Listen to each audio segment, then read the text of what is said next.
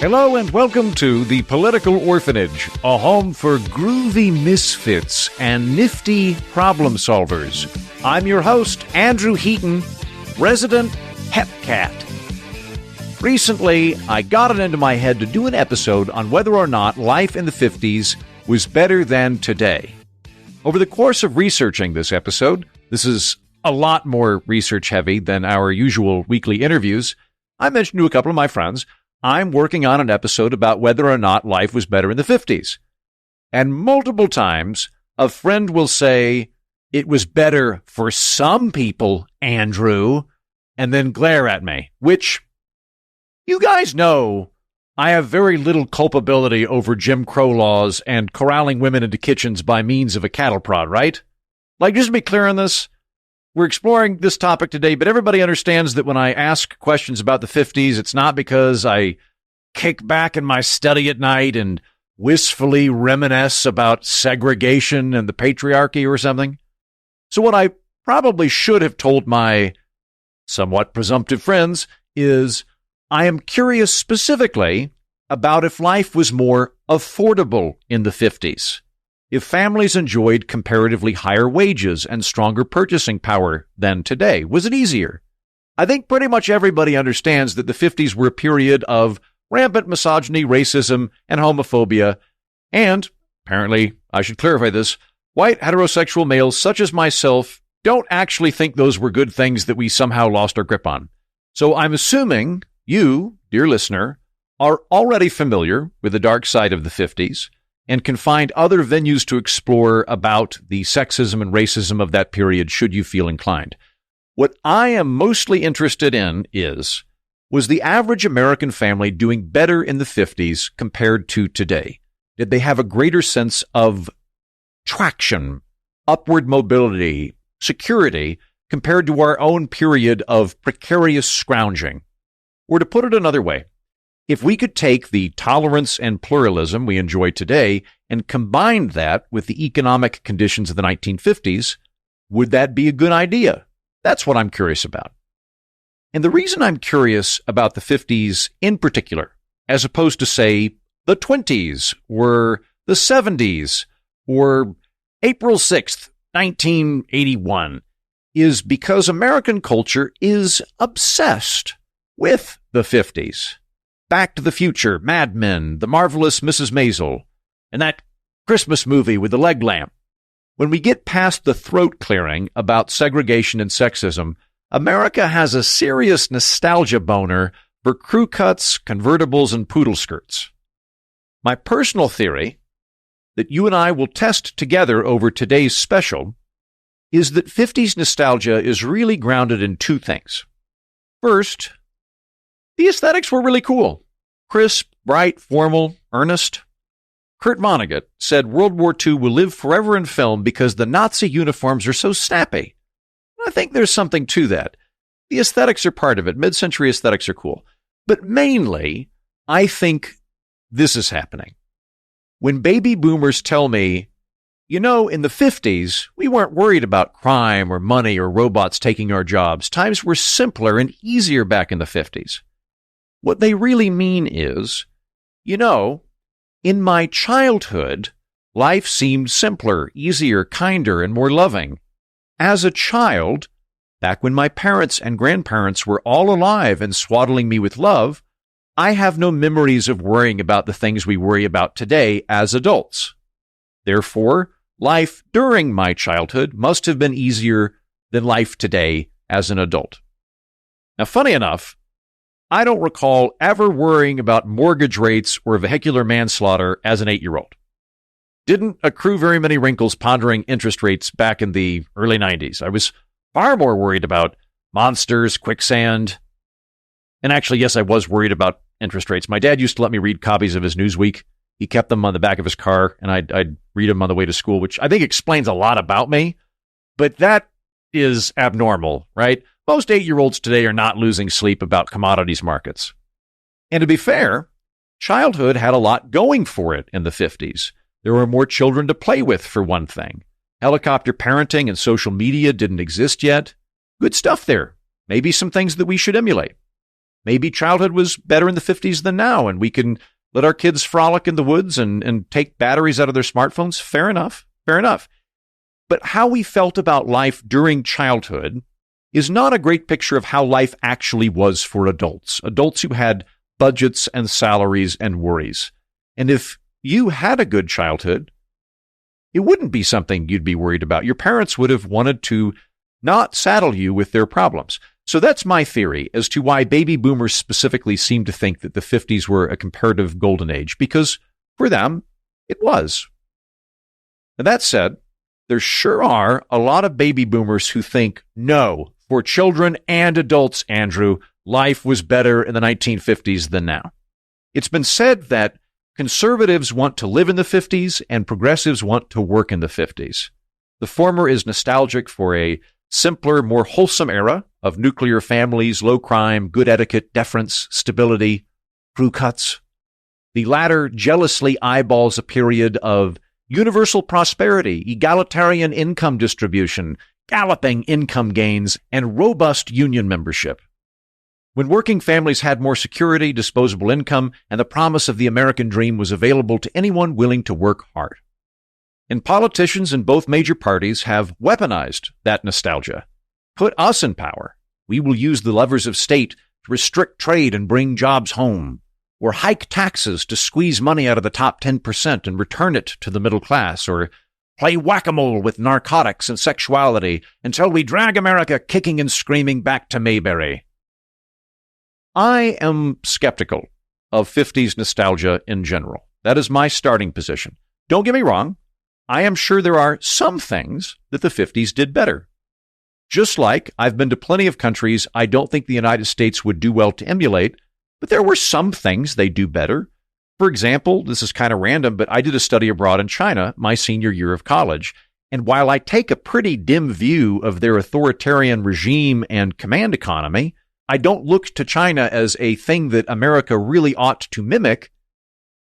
There were people that bring sheet music to parks and they just sing together. Like I would walk through a park and there's just Chinese people handing out sheet music and singing outdoors in choirs. That's charming.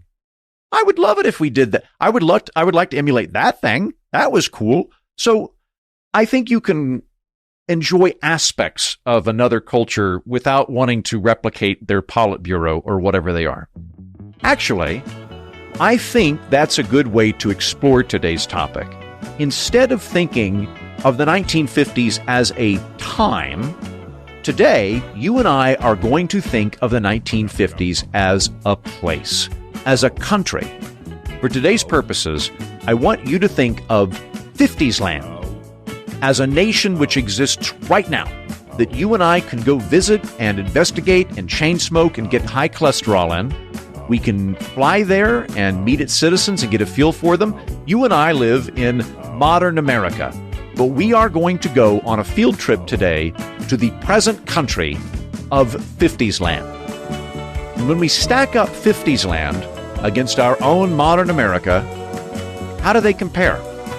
Are their people happier than ours? Is Fiftiesland a country you could immigrate to? Would you want to if you could? Alternately, should we relentlessly say, you know how they do it in Fiftiesland? The way my progressive friends talk about Europe? Is this a place that we should be emulating if it's a place we can actually compare to ourselves now? So let's go visit, shall we? Let's pack up our lives here in modern America, hop on an international plane flight, and check out Fiftiesland. Well, here we are. Certainly nice. Not a lot of plastic laying around. You notice that? It's all glass and metal. I dig that. And look, men can wear fedora hats here without looking like they're having a midlife crisis. Good morning. And a fine morning to you, good sir. Also, gang, I don't know what kind of underwear the ladies around here use, but it makes their boobs stick out like bullets. It's awesome. Ma'am? Hello. I'm pregnant again. Congratulations, lady. Swing by the asbestos store sometime, and I'll give you a new mother's discount on some fine, high-quality fire-retardant asbestos. Is it made in America? No, for sure. I'm certainly not going to buy any asbestos. I'm pretty sure that was a racial epithet, but I've never even heard of it before. What is a... You don't know what a is? It's like half head and half... Okay. Anyway, the political scientist George Friedman sums up the economic nostalgia of Fiftiesland thusly. In the 1950s and 1960s, the median income allowed you to live with a single earner, normally the husband, with the wife typically working as a homemaker, and roughly 3 children. It permitted the purchase of modest tract housing, 1 late model car and an older one. It allowed a driving vacation somewhere and with care some savings as well. End quote. The economic appeal of life here in Fiftiesland is that there aren't millions of Uber Eats drivers 1 flat tire away from penury, 30-somethings selling a kidney for a mortgage down payment, and college graduates with student loan debt the size of New Jersey. Comparing finances between modern America and Fiftiesland does get very complicated very quickly, though. But fortunately for you and me, I'm allowed to smoke here.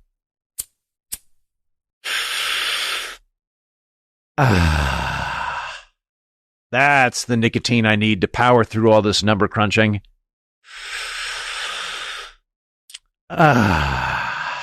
Unfiltered. So, as I was saying, parsing the economics of Fiftiesland against modern America is complicated. We have to work out a conversion rate for their currency to our own, and then figure out how much important purchases like food, housing, and delicious, unfiltered cigarettes cost. So first up, let's go exchange currency. Remember, for our purposes today, Fiftiesland is not a time period, it is a foreign country. Just as an American dollar is worth less than a British pound, it's also worth far less than a Fiftiesland buck is here. Now, they don't have ATMs in this country, and credit cards are pretty much exclusively used for businessmen on trips, so we're going to need to head to the bank to convert our American dollar into a 50s buck. Afternoon, mister. And to you, good sir. What can I do you for? I'd like to exchange my 2024 dollars for some 1954 bucks. Oh, well, sure thing. How many do you want? I'll take 100 1954 bucks, please. Ooh, big spender. That'll be $1,153.63 of your funny-looking 2024 money. Here you go. Anything else? Yeah, I'll take a pack of Lucky Strikes, please. For here to go. I think I'll start smoking them here, then I'll just kind of wander around smoking them wherever I feel like. Coming right up. Would you like a bourbon while you wait? Bit early, isn't it? Don't worry. It's culturally acceptable to day drink in this era, so long as you work in the advertising or Congress. In that case, I'll have a triple.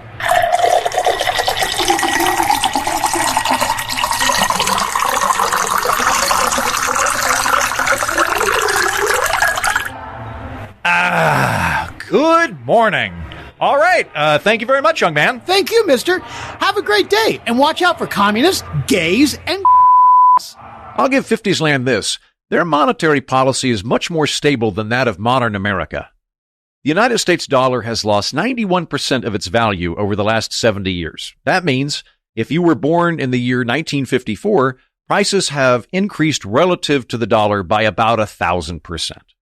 Conversely, point to Fiftiesland, people who live here have not seen their currency devalued nearly as much as our own. If you go back 70 years in Fiftiesland, their currency has averaged less than 2% annual inflation, which means that somebody born 70 years ago here has only seen their buck lose about half of its value in the era of diners, pink-finned Chevys, and wanton chain smoking. What $1 could buy you in 1884 now takes $2.75 to buy you here in Fiftiesland. Not so bad. Old-timers around these parts are a lot less cantankerous about inflation than folks are back home in modern America, rightly so. Plus, they're more irritated about polio. Now, obviously, this does not mean that everyone is 1,000 times more wealthy in Fiftiesland than in contemporary America, even with lower inflation. They just have stronger currency, more stable currency. Prices are lower, but then so are their salaries. If we're just comparing salaries, contemporary America is doing much better. Here, watch this. Hey, you there, the guy with the high waistline and the buzz cut. Me? Yes, sir. What's the median income for people around here? The median? Off the top of my head? Yes, I prefer using median income, as mean averages are more likely to be thrown off by outliers. Well, okay. The median income for men is a little under $5,000 a year. I'm an elevator operator, and that's more or less what I earn. And it's about $3,000 for working ladies. I'm a switchboard operator and a closet lesbian. Thank you. Have a great day. Watch out for... If we convert that to 2024 dollars, Fiftiesland men earn about $50,000 a year and ladies earn about $33,000. Whereas back home in modern America, the median income for male workers in the contemporary United States is $64,000 a year, and the median income for women is $53,000. By the way, a lot of numbers coming at you this episode. Sorry, I don't know what I can do for you other than offer you a cigarette, which you're welcome to smoke here in Fiftiesland. So anyway, we already have a good comparison to work with. Men and women in our country today, as a whole, earn more money than men did in the 1950s. Also worth noting that the income gap between men and women is much smaller in modern America than it is here in Fiftiesland. The wage gap refers to the disparity between how much men and women are paid for the same job. In modern America, there's not actually that much of a wage gap. There's really more of an income gap, which is to say how much the male gender as a whole makes compared to the female gender as a whole. And that's a lot more dependent on whether men disproportionately go into higher paying jobs compared to women. Both types of gaps are better in modern America than in Fiftiesland. Actually, let's explore gender economics a bit more for the moment. There's a common belief in modern America that our friends over in Fiftiesland have a Leave It the Beaver situation where most of the women are housewives, like June Cleaver or something. Girls are kind of lucky, don't they, Mom? Why do you say that? Well, they don't have to be smart. They don't have to get jobs or anything. All they gotta do is get married. Well, Beaver, being smart isn't exactly a drawback to marriage. Well, if they don't get married, well, they can become dressmakers or cut people's nails in a barber shop or take care of kids and a lot of other dumb stuff. Yes, women are all housewives who hoover their carpets whilst wearing dresses and pearls, and their men are the breadwinners. And yet, as George Friedman told us, with single-income families, everyone is still more able to afford essentials than us exhausted chumps in the United States. And that is simply not true. Women started entering the workforce en masse in the early 1940s. It's not that working women hasn't occurred to people here in Fiftiesland. Quite the opposite. This is a topic of great national deliberation. Watch this. Today in the press and on the radio, the American career girl, married or single, is a favorite subject for discussion. One radio program which has explored the subject is What Makes You Tick, presided over by moderator John McCaffrey with the aid of two psychologists, Leon Aarons and Sidney Roslow. All right, Miss Bates. We'd like to try to find out how determined a career girl you are. Now, if you'd please answer these questions, and here is your first question. How confident are you in business dealings with your superiors? Oh, pretty confident, I think. Well, now, do you ever feel like telling off the boss? I certainly do. Well, do you ever do it? Well, not very often. How capable do you feel yourself of handling any business emergency? I think I'd be able to manage most any emergency. Then you consider yourself a pretty efficient executive? Yes, I think so. Why, Miss Bates? Well, I suppose it's because I feel I can make decisions fairly easily and, make them for others and tell them what to do. I've been doing that, for almost a year now, in a small way. Do you feel that some girls have too much talent and ability to waste on a home and children? Yes, I think many girls do. Some girls have a great deal to offer, and they certainly don't make any contribution to the business world, sitting home with their children or cooking dinner for their husband. Go on, Miss Bates. Well, many talented girls deserve a better life than that. They need that feeling of independence, of competition that they don't get at home. And they deserve the luxuries that they can buy with the money they earn. Would you give up your career if the right man proposed? No, I wouldn't. My career means too much to me. Not even if your dream Prince Charming were the man? I haven't met him. I don't think I'd give up my career even so. Do you ever read love stories, Miss Bates? Well, occasionally. Do you ever picture yourself in the situation the heroine finds herself in?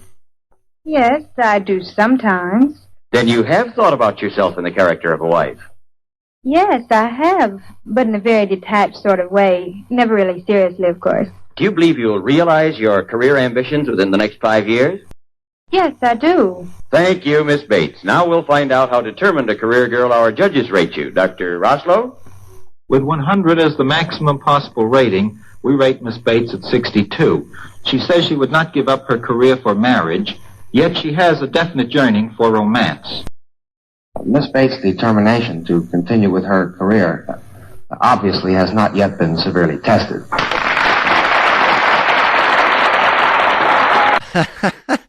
Wow! She scored a 62, guys.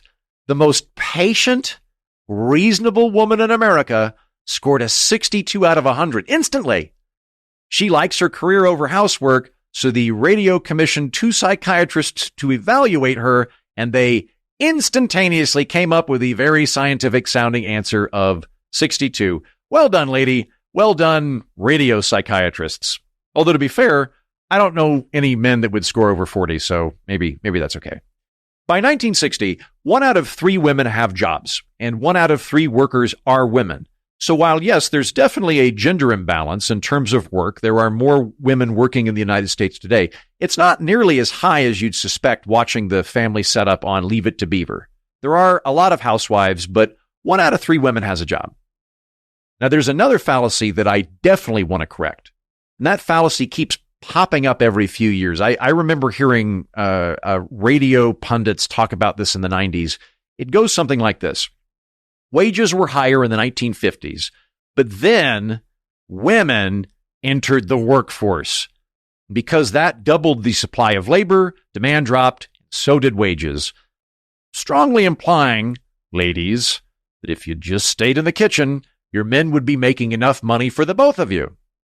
And that is some weird cognitive blind spot that certain pundits suffer from. I can't figure out. Thinking that labor markets are permanently fixed at a given size, so whenever we add workers, we're going to have to divide the pie more. First, labor isn't fungible. That is to say, you don't flip a switch and pour out 3 tons of women into one big labor pool, like pouring water with a bucket, just stirring ladies with a stick. Women disproportionately entered the workforce as teachers and nurses, and disproportionately avoided jobs in construction and factory work. So many of those same good blue-collar jobs, which allegedly exist here in Fiftiesland only until they were wiped out by feminism, were never really affected by women entering the workforce anyway. Anybody who tells you, as I did earlier, that the income gap between men and women is more to do with the jobs men and women gravitate towards than the salary they're paid for that same job cannot also maintain that women somehow displaced wages. They are logically incongruent positions to adopt. But let's say that the labor is completely fungible. It's just one big labor pool that they're stirring with a stick. I've previously brought up on this program the labor lump fallacy in regards to immigration, but we can use it with gender as well. Wagner, Oklahoma, has way fewer workers than New York City. The labor pool and labor competition a lot smaller in Wagner than the Big Apple. A trucker in Wagner is competing against fewer truckers than in New York. Yet, workers in New York City make a lot more money than workers in Wagner. How is that? Shouldn't a million workers all squabbling over poverty wages be the situation in New York, where the comparatively few workers in Wagner should be living it up because they're not dividing the pie as much? Increase the supply of workers, decrease the demand for them, that kind of thing? No. Economies are dynamic. Economies grow. When you add workers to an economy, there's a good chance, rather than suppressing wages, the resulting innovation, specialization, and efficiency will create economic growth that outpaces the size of the labor pool. And the numbers bear this out. Our economy back in modern America is about 8 times that of the economy here in Fiftiesland. So unless there are 7 other genders of equal size which entered the workforce between 1950 and now, working women never suppressed anybody's wages. Now you might point out, great, Eaton, glad to hear contemporary Americans earn a little bit more than folks in Fiftiesland. But you just said, Heaton, that the economy is 8 times bigger than that of Fiftiesland. When we look at wages proportionally, our rich people are getting richer while our workers are getting screwed. Maybe. It's fair to say that wages in modern America have not grown as fast as the economy has since that of the 1950s, and that contemporary America has higher inequality than here in 50s land. I think that that's fair, true, but it's also not as bad as you think. Here, let's find another local to talk to. Hello, sir. What's your annual salary? That's none of your goddamn business. It's okay. It's for a podcast. Wait, how did you get in my house? Your front door was unlocked, so I just assumed it was okay for me to come in. Well, why wouldn't we leave our doors unlocked? We have lower homicide and burglary rates here in Fiftiesland than in your crime-ridden country. Well, it's not really crime-ridden. I mean, you guys do have a lower crime rate than we do in modern America, but both of us are doing significantly better than 70s and 80s land. Also, their buildings. Hideous, right? Yeah. Anyway, in answer to your question, I earn about $250 a month. Okay. Does your job come with other benefits? Retirement, healthcare, dental plans, student loan repayments, IVF treatments, anything like that? No, not really. I'm the sales manager for a local minstrel show, so I guess I'm allowed to see minstrel shows whenever I like. Does that count? In 50s land, workers just have a paycheck. Their company barely provides any benefits. Their direct income is pretty much their entire income. In 1950, on average, 93% of the money employers spend on employees went to their paychecks, and only 7% went to benefits like pensions or health insurance. You're still in my house. Back in modern America, according to the U.S. Bureau of Labor Statistics, as of March 2024, employers spend about 70% on employee wages and 30% on benefits. Things like health insurance, 401k contributions, vision care, paid leave, FSAs, and stock options. Things that employers barely covered, if at all, in the 1950s. Are we having a conversation? Are you monologuing? Or what? Like, am I supposed to react to this? No, you're good. You're good. You're free to leave. But you're in my house. Can I smoke here? Well, of course you can.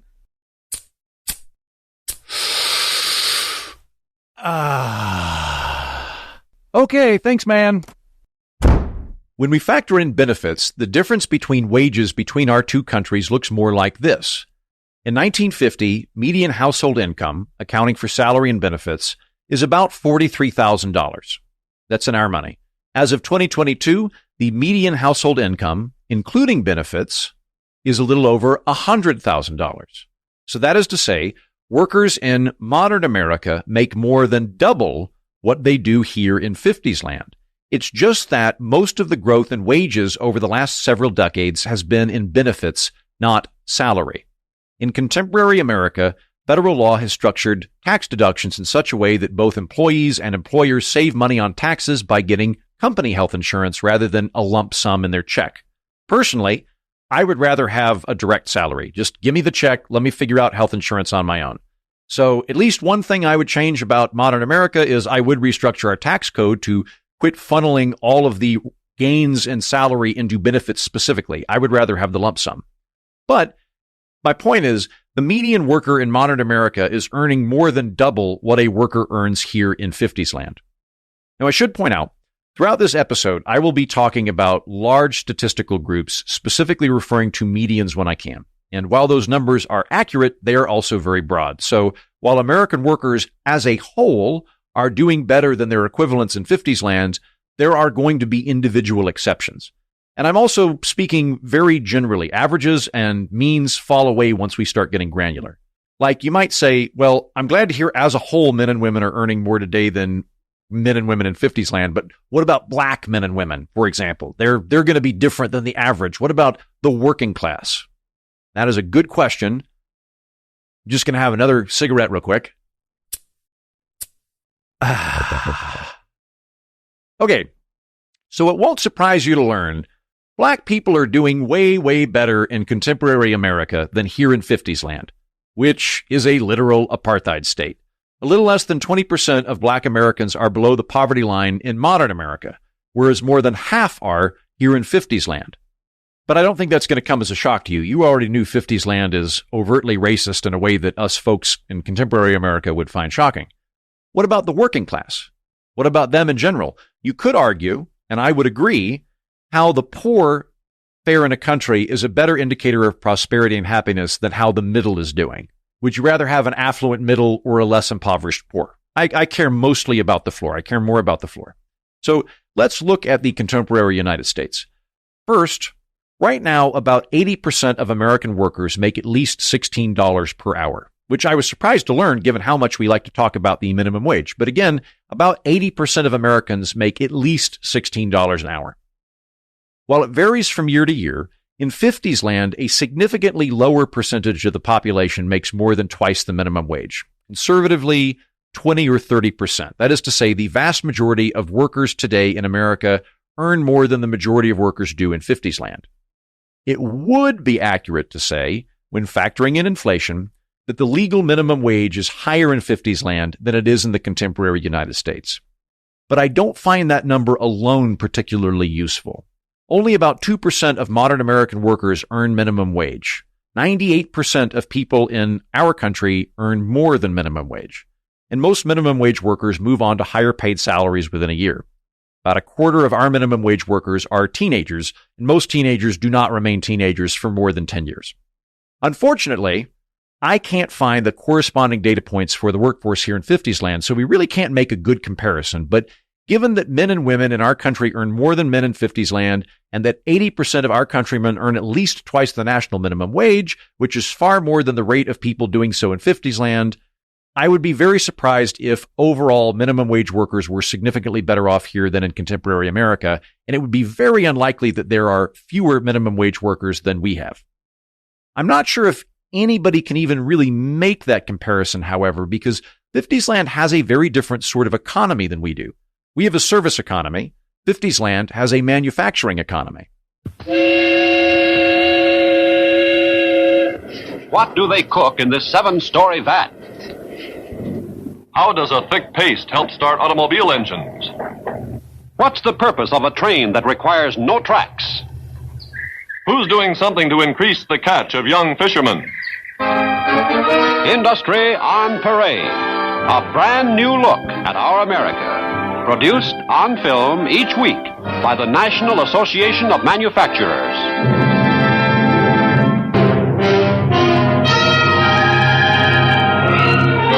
The bauxite fields of Arkansas. And there go a few thousand tons of the clay-like ore from which we get aluminum. These are the only major bauxite deposits in all of the United States and Canada. And while our aluminum companies have developed sources of supply in other parts of the world, these deposits here at home remain vitally important to the continued availability of a metal now essential in hundreds of ways to national defense and the peacetime economy.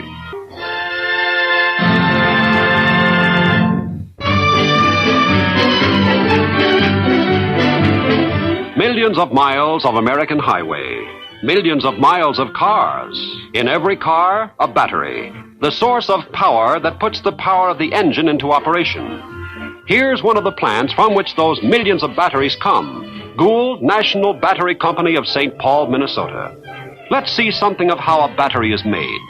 The job begins with the casting of the lead grids that are the heart of any battery.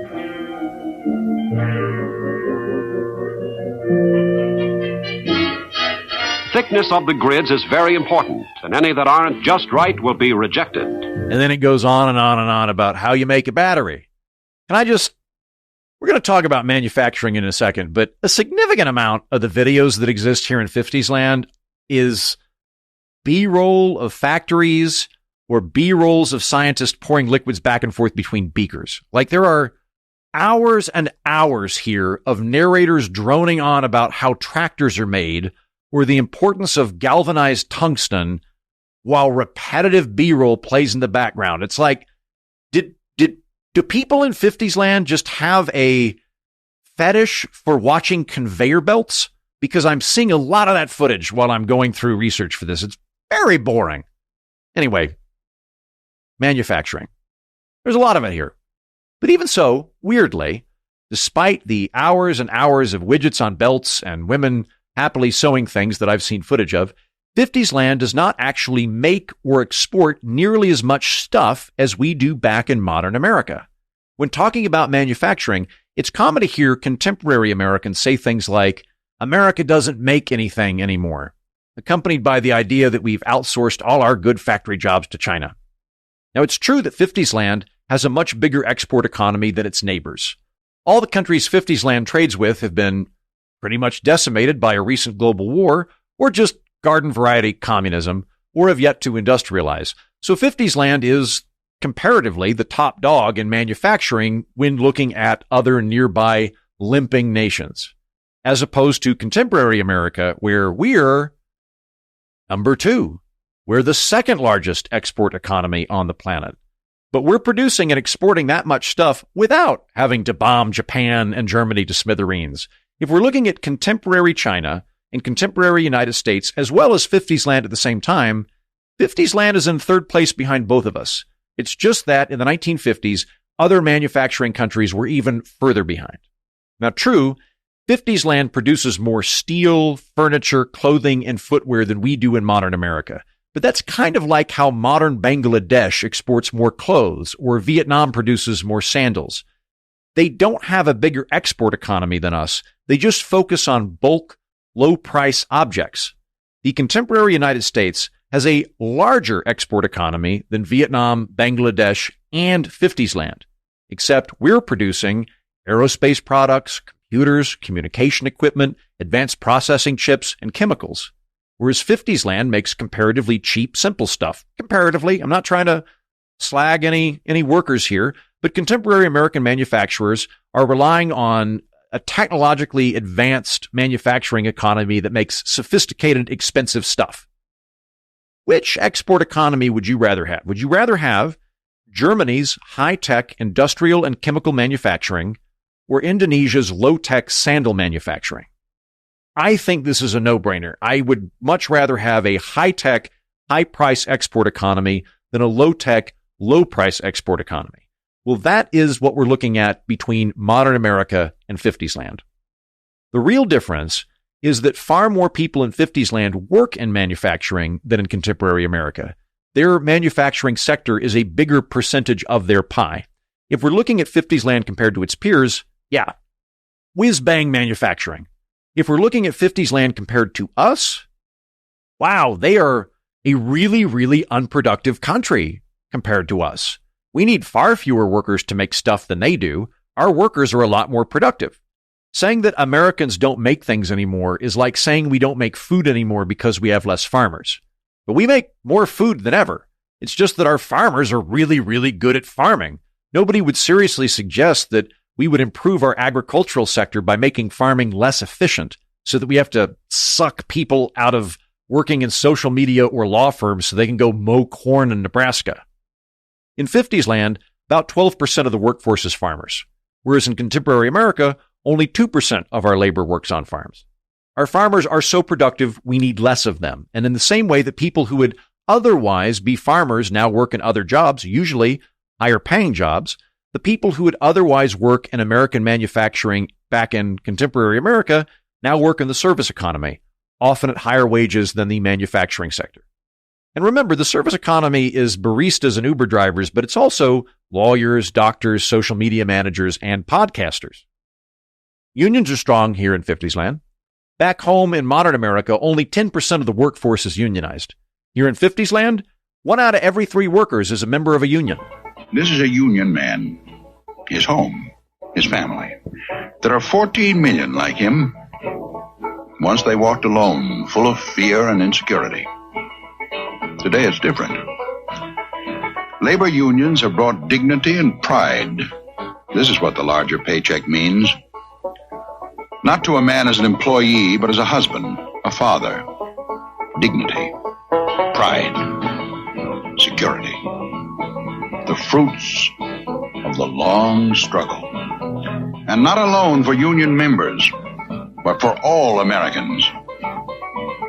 Take this town. Pleasant, attractive, quiet streets, solid houses owned by union members.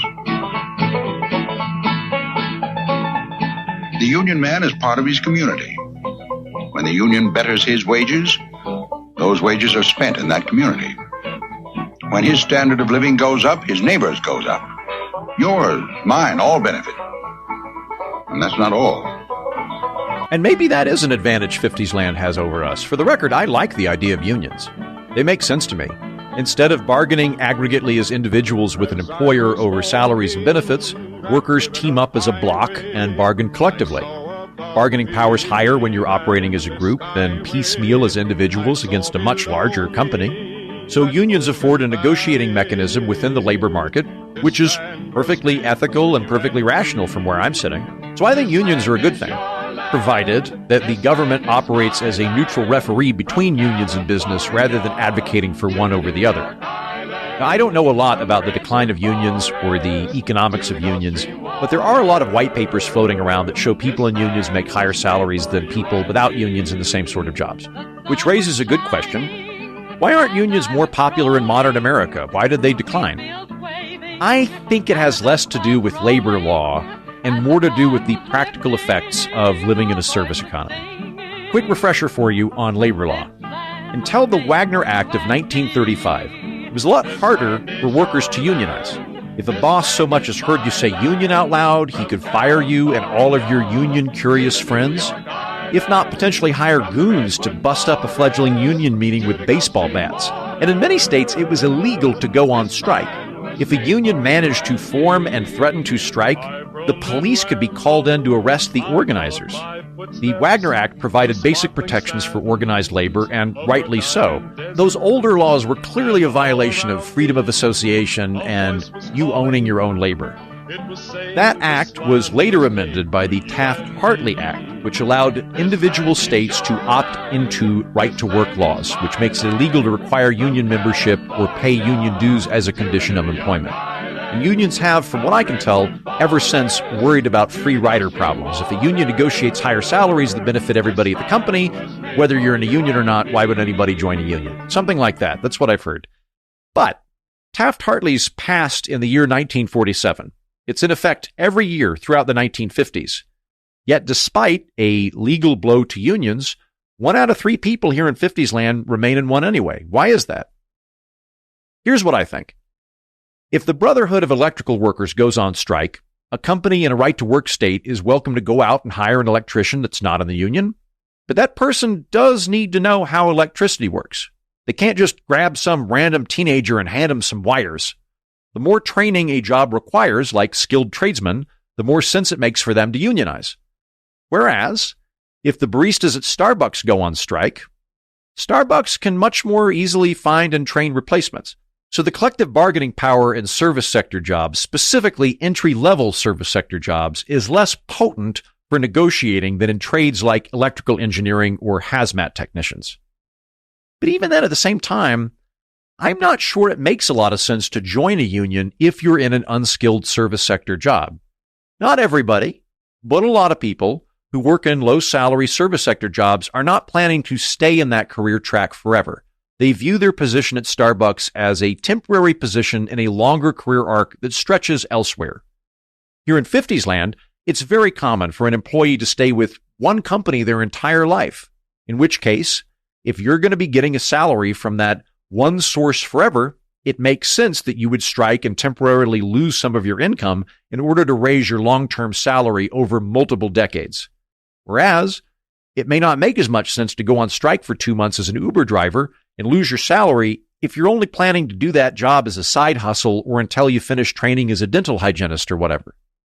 Employees at Amazon fulfillment centers earn between this is in modern America, in case you were curious about Amazon, which didn't exist in 50s land. In modern America, employees at Amazon fulfillment centers earn between $17 and $28 per hour, averaging a little over $20 an hour.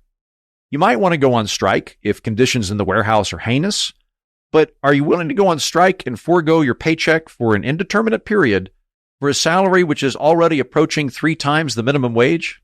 $17 an hour is higher than what even Bernie Sanders wants to legislate.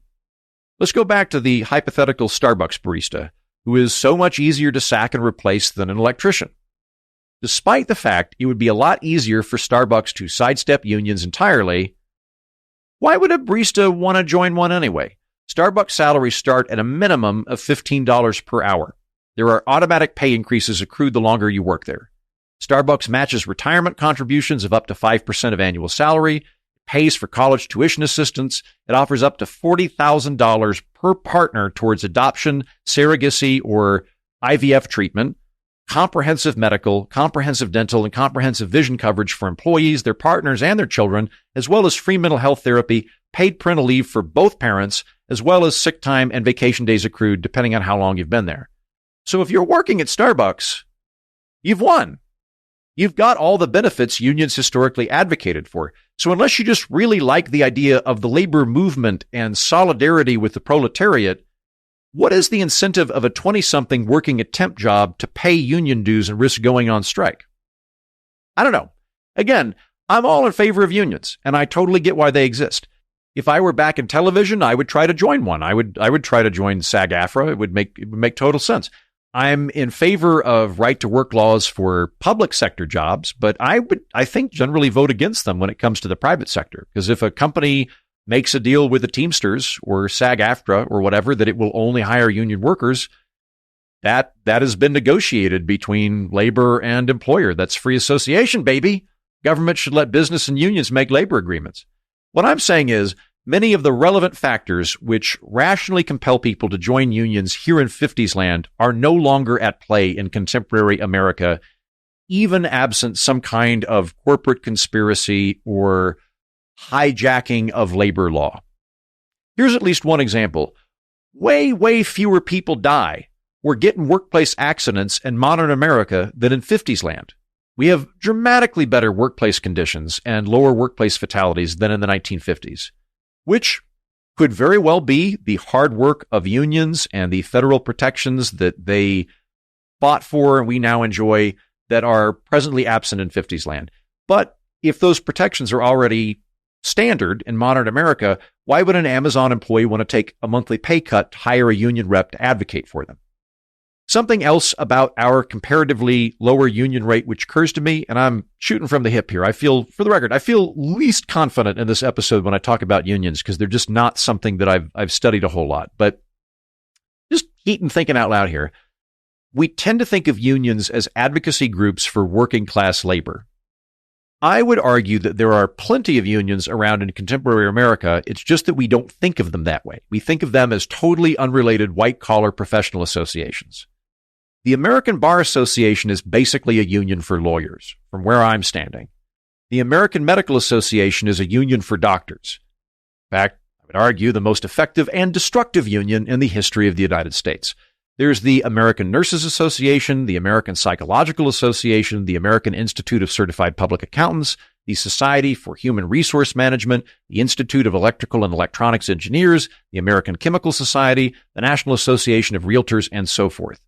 Now, you add them all up, they don't cover the spread of the 30% union membership here in Fiftiesland, but it is something interesting to think about. Maybe the economy has just changed somewhat and there are still advocacy organizations afoot. A couple of things I want to hit before we move on.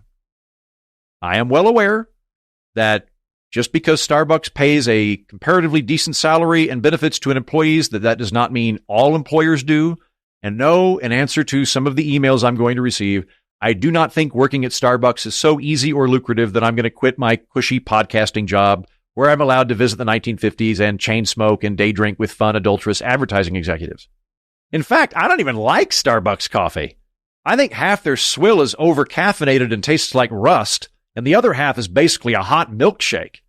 And I frankly resent that they try to make me speak Italian to order a medium coffee, like we lost the war. If Italy ever manages to show up to a battle on time and successfully invade Cleveland, maybe then I'll learn how to say medium in I-tie. But until then, you know what? I'm sorry. That's the 50s rubbing off on me, saying I-tie. In this era, there are at least 6 different words for Italians, which are not only appropriate in day-to-day conversation, but largely regarded as hilarious. That's me integrating with the local culture. My apologies to everybody listening at home. My point is, I don't like Starbucks coffee. Hell, I even prefer instant Folgers, which, fortunately, I can easily acquire right here in Fiftiesland. Harvey, want anything special for your birthday? Just a decent cup of coffee. You're kidding. I'm serious. Honey, your coffee's undrinkable. Pretty harsh. Well, so's your coffee. You know, the girls down at the office make better coffee on their hot plates. Well, See you later. And he didn't even kiss me goodbye. You know, if I could just make a decent cup of coffee, I could relax. Oh, relax. Why don't you try Instant Folgers? Tastes good as fresh perked. Good as fresh perked. I'll surprise Harvey for his birthday tonight. Hey, great coffee. It's Instant Folgers. Doesn't it taste good as fresh perked? Better. Better than those girls make at the office? Honey, their coffee can't hold a candle to yours. Instant Folgers taste good as fresh perked. Try it. Thank God for Folgers instant coffee. Otherwise, your bleeding, doughy husband would leave you, generic 50s housewife. I did a lot of research for this episode, and that weird trope about the housewife who screws up a cup of coffee and pisses off her husband is all over the place. Like, what the hell's going on here, guys? Seriously, we're going to do the show in a minute, but we're going to pause the overall narrative just to explore this weird ongoing trope. I want you to check this out. Listen to this. You make me feel very unwifely, McNaughton. Go barbecue. I still say don't serve your awful coffee with my steaks. Oh, Mrs. Olson, he's always crabbing about my coffee. I could cry. Your coffee, sir. Thanks, beautiful. You're welcome. How can such a pretty wife make such bad coffee? I heard that. Darling, it's our anniversary. Why so glum? Nothing. Well, it's your coffee. Again? Even today? Honey, your coffee just doesn't taste any good. This must have been such a nice vacation. Did you ever see Larry looking so happy? Oh, honey, happiness is a vacation. Away from your coffee. Harold, is the coffee all right? Mm-mm. You mean it's as bad as yesterday? Mm-hmm. No improvement at all? Mm-mm. Harold, don't just shake your head. You've got to tell me what's wrong with the coffee. Bad taste. Attention, ladies, please. Right now, at the end of aisle 2, I've set out a brand new, can't-miss, husband-pleasing coffee. Oh, no. What's wrong? Oh, it's your coffee again. The desk sergeant at the station makes better coffee than this. Ed, really? Sorry, honey. Wonderful anniversary, dear, and thank you for the flowers. You're welcome, darling. But if you could do one thing for me, What? try to do something about your coffee. I hoped it would be better today. Oh, this coffee is criminal. Honey, you killed the petunias. Then you admit it. Your coffee really is murder. Mindy, you unlovable shrew. If you could just make a decent cup of coffee, your weirdly angry husband, probably a closet gay, wouldn't leave you. Seriously, are all admin in 50s land just lazy, sexist plagiarists? Also, who drinks coffee with steaks at a barbecue? What is happening here? This country's weird. Anyway, all this does raise the question of, how much does a cup of coffee cost round here? What I mean is, so far we've discussed salaries in fairly abstract terms. People back in contemporary America make more money than folks here in 50s land, but what does that matter if stuff costs more, right? Where does money go further? In 50s land, with its army of inept, coffee-burning housewives, or contemporary America, where our own quirky time period likes commercials that feature stupid dads? Pretty much everything you could buy at a store is more expensive here in 50s land. Now, a very big caveat, both for this program and for anything you ever encounter again in your life involving inflation, calculating inflation over time is more art than science. If society were completely rigid and all goods and services stayed exactly the same and the cost to make them and produce them was the same, and the only variable changing was the monetary supply, it would be very easy to objectively calculate inflation. But that's not how things work. Gadgets like televisions and microwaves decrease in price over time, often faster than the monetary supply expands. So when you hear things like $1 in 1955 is worth $11 now, that's a very generalized statement. What if gasoline costs more but vacuum cleaners cost less? Inflation involves a lot of subjective judgment calls. I think for our purposes today, it's more effective to look at percentage of household spending. That's a lot easier to quantify. How much money after food and housing do people have left over to spend on flamingo lawn ornaments or video games or whatever. Excuse me, ma'am? Yes? May I ask, about how much of your budget do you spend on food and groceries? Before or after my husband left me on account of my horrible coffee? Before? Well, let's see. I'd say we spent about a third of our budget on food. Thank you. Excuse me, I couldn't help overhearing, ma'am. Have you tried instant Folgers? It's very good because it's mountain-grown coffee. Doesn't all coffee grow in the mountains? The Folgers ads here keep going on and on about how the coffee is mountain-grown. Do you all understand that coffee does not come from Kansas? It pretty much just comes from mountains. Instant Folgers, you say? Why, that sounds pert and affordable. Thank you, mister. Let's get married and live in a tract house in Pflugerville. Nifty. Have a great day. Watch out for... In 1950, families spent a third of their household budget on food. In the contemporary United States, people were enraged over last year's bout of inflation, rightly so, when household food budgets went from 9% to 11%. So even after the recent bout of inflation, which may be returning, we spend significantly less of our budgets on food than people here in the 50s do. Food costs 3 times as much here in Fiftiesland as it does in modern America. Groceries are considerably more expensive here. In 2020, a dozen eggs cost $1.55 in modern America. Adjusted for inflation, eggs are about $6 in 1950. Beef is twice as expensive in Fiftiesland for you and me than it is back in contemporary America.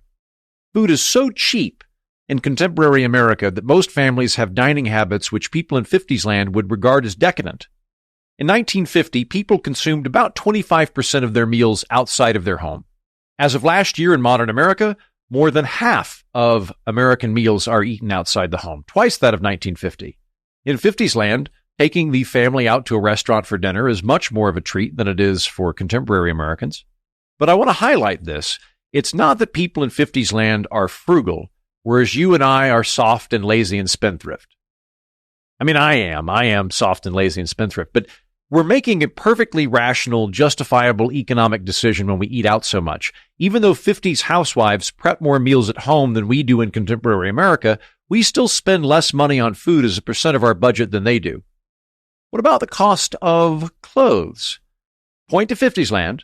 The aesthetics here are, in my opinion, way better than contemporary America, which folks from Fiftiesland would view as slovenly and ostentatiously casual.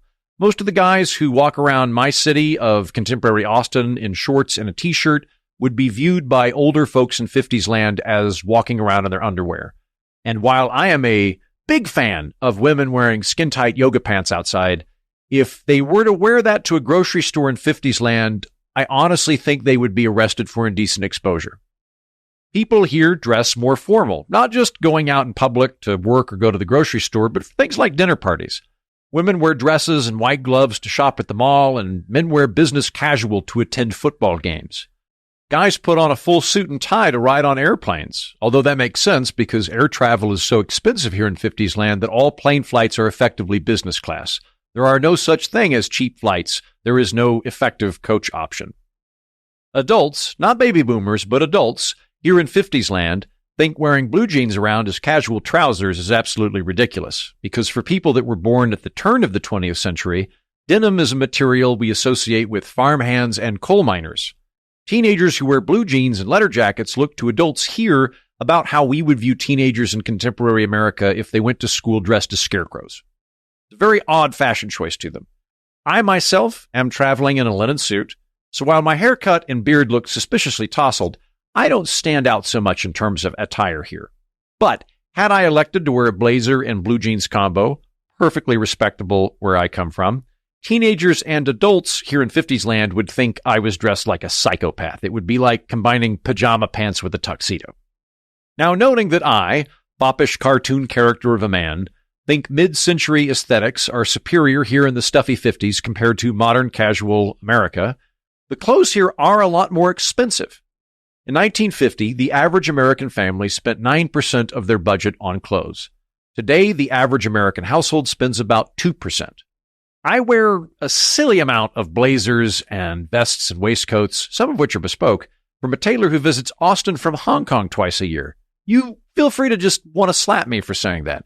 While I'm not going to bother crunching the numbers on me personally versus somebody in the 1950s, I would not be surprised if my absurd foppish closet full of linen and tweed blazers, plus my 2 pairs of cowboy boots and some underwear, comprise a smaller percentage of my income than that of a less ostentatious 40-year-old here in Fiftiesland. Even with me being decadent, I suspect I spend less money.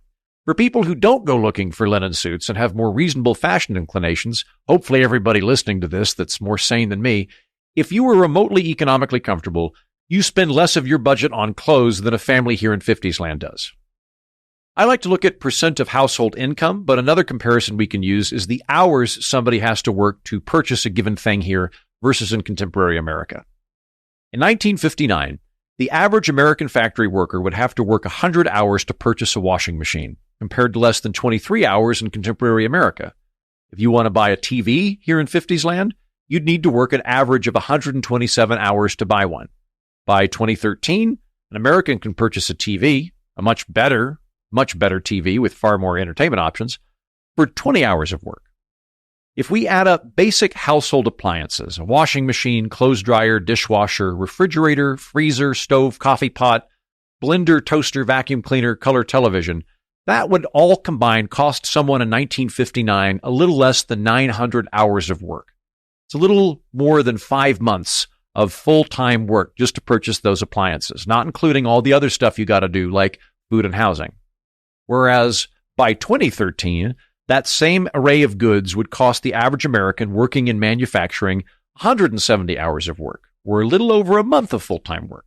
1 month of work versus almost half a year of work here in Fiftiesland. And that statistic I just used is from 10 years ago. That number has almost certainly gone down in modern America, even with last year's spike of inflation. What about gasoline? I'd like some gasoline, please. Yes, sir. Dennis.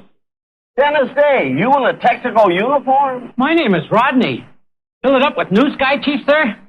But you're Dennis Day. It can drive down the cost of driving and save you money. Money? Yes, sir. New Sky Chief does one thing better than any other leading gasoline. It keeps valves like this from getting like this. You see, with fewer harmful deposits on your valves, you can get better mileage, and the chance of expensive repairs is much less. Oh, well, in that case, I'll try a gallon. Gee, thanks, Mr. Benny. Wait a minute. If you're not Dennis Day, how did you know I was Jack Benny? Who else would buy 1 gallon? Gasoline is cheaper here in Fiftiesland. I mean, there's still lead in it, which causes neurological damage and stupidity and toxically but irreversibly lowers a number of people's IQs. But yes, it is cheaper. We're standing across the street from a nifty-looking Art Deco gas station, the sort where a guy in a white apron comes out in a hat to pump your gas for you. And the sign that we're looking at advertises 27 cents per gallon here in Fiftiesland. Accounting for inflation, that would be a little under $3 in 2024 money.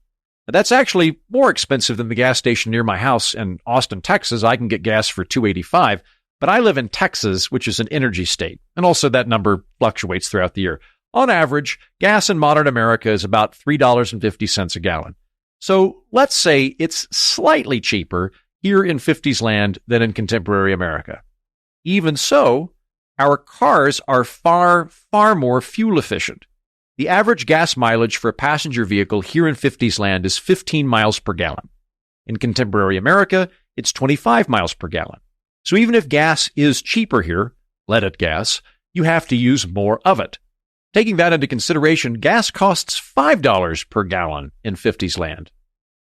I've had a surprisingly difficult time figuring out how much electricity costs in Fiftiesland versus contemporary America. Not entirely sure why, but I can definitively say our devices are a lot more efficient in modern America than here. Just since I was born in the mid-1980s, household appliances are over 200% more efficient, according to the Association of Home Appliance Manufacturers. And that number is even more dramatic when compared to Fiftiesland. By the year 1950, the cost of lighting had dropped precipitously from when electricity was first invented, and it was orders of magnitude cheaper than in the days of candles or kerosene lamps. In early Fiftiesland, an hour of work could afford to light a single incandescent bulb for 20 days of light. Not bad. In the 1980s and 90s, when I was growing up, light was still expensive enough that my father would sink into a 3-day depression if we came home from vacation and he discovered we'd accidentally left a light bulb on. In 2024 America, using LED lights, a single hour of work for an average American worker can afford, are you ready for this? I suggest you sit down, all right? 2 years of illumination. I'm going to repeat this because that is astonishing. In 1950, an hour of work would buy the average worker 20 days of light. In the year 2024, an hour of work buys an average worker 2 straight years of light. However you slice it, by time or by percent of budget, household goods, appliances, clothes, gasoline, and light, all of that is more expensive here in Fiftiesland than in contemporary America where you and I live. So why does this myth persist that things were easier in the 1950s, that stuff was cheaper, that a one-worker household could just get by easier because their dollar went further? Partly because what we now consider basic universal goods in modern America qualify as luxury items, if not science fiction, here in Fiftiesland. What constitutes normal stuff is different in these two different countries. In modern Texas, where I live, it would be utterly uninhabitable if not for air conditioning and also bourbon. But even then, it's barely habitable 6 months a year, in my opinion. In modern America, something like 90% of Americans have air conditioning in their homes. Here in Fiftiesland, air conditioners are a luxury item. By 1957, only about 10% of American households had one, and they're not central AC either. They're mostly one-room window units. Here in Fiftiesland, only the top 10% of households in the country, and perhaps a handful of people like me that would be willing to skip 2 meals a week just to not sweat in a state consisting of relentless carny weather. I digress. Where was I? Only the top 10% of households here in Fiftiesland have one room in their home that will cool down during the summer. Folks in Fiftiesland look at air conditioning about how people in modern Texas would look at owning a Tesla Cybertruck. It's a luxury item. It's neat. It's not standard. You will find microwaves and dishwashers in most American households in the modern United States. They exist here in Fiftiesland, but they are luxury items. If we're looking at Fiftiesland as a contemporary country that exists and you can travel to from modern America, we would view it as a second world nation. We would see the relatively impoverished locals as having a very different and more rustic understanding of basic necessities than us in the developed West. In 1956, a quarter of American homes don't even have landlines yet. As of 2024, 97% of individual Americans, not just households, but individuals, have a mobile phone. And 90% of Americans have a smartphone.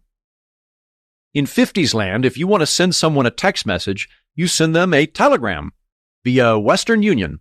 Well, here's our friend, the busy boss. Wow, just look at him go. People waiting to see him, big deal pending, lots of work to do. No time to go through the mail now. Wait, here's something he always makes time for, a telegram. BB likes to get telegrams and likes to send them because telegrams are fast, efficient, and economical. And when you answer by wire, you have a record of the complete transaction. Remember, when it means business, it's wise to wire. In 1957, a Western Union telegram costs between 25 cents to 50 cents a word, depending on distance and urgency. So if you wanted to send a 10-word telegram from Los Angeles to New York, it would cost you around $3, which is about $30 in modern America. Text messages are mostly part of package deals today, but if we tried to work out a per text cost, it would be a fraction of a cent. But even that comparison is bad because smartphones are really pocket-sized supercomputers, which include, among thousands of uses, the ability to make phone calls and instantaneous telegrams. And again, 90% of Americans have one. Here in Fiftiesland, if I reveal to the locals that I am carrying around a supercomputer in my pocket, first, I don't think they'll believe me because, as everyone knows, supercomputers are the size of 2 or 3 living rooms combined. But if they do believe me, they'll probably think I'm some kind of space alien. And if I managed to talk them down before they lynch me, I think they would actually be very disappointed to learn what I actually use my personal supercomputer for, that I'm not every day retreating to my library to read the great books and ennoble my spirit. I'm mostly sending pictures of dogs and using maps and things. Computers do exist here in Fiftiesland, but as you can imagine, they are few and far between. The first electronic computer was built by J. Presper Eckert and John Mauchly of the University of Pennsylvania in 1945, the ENIAC.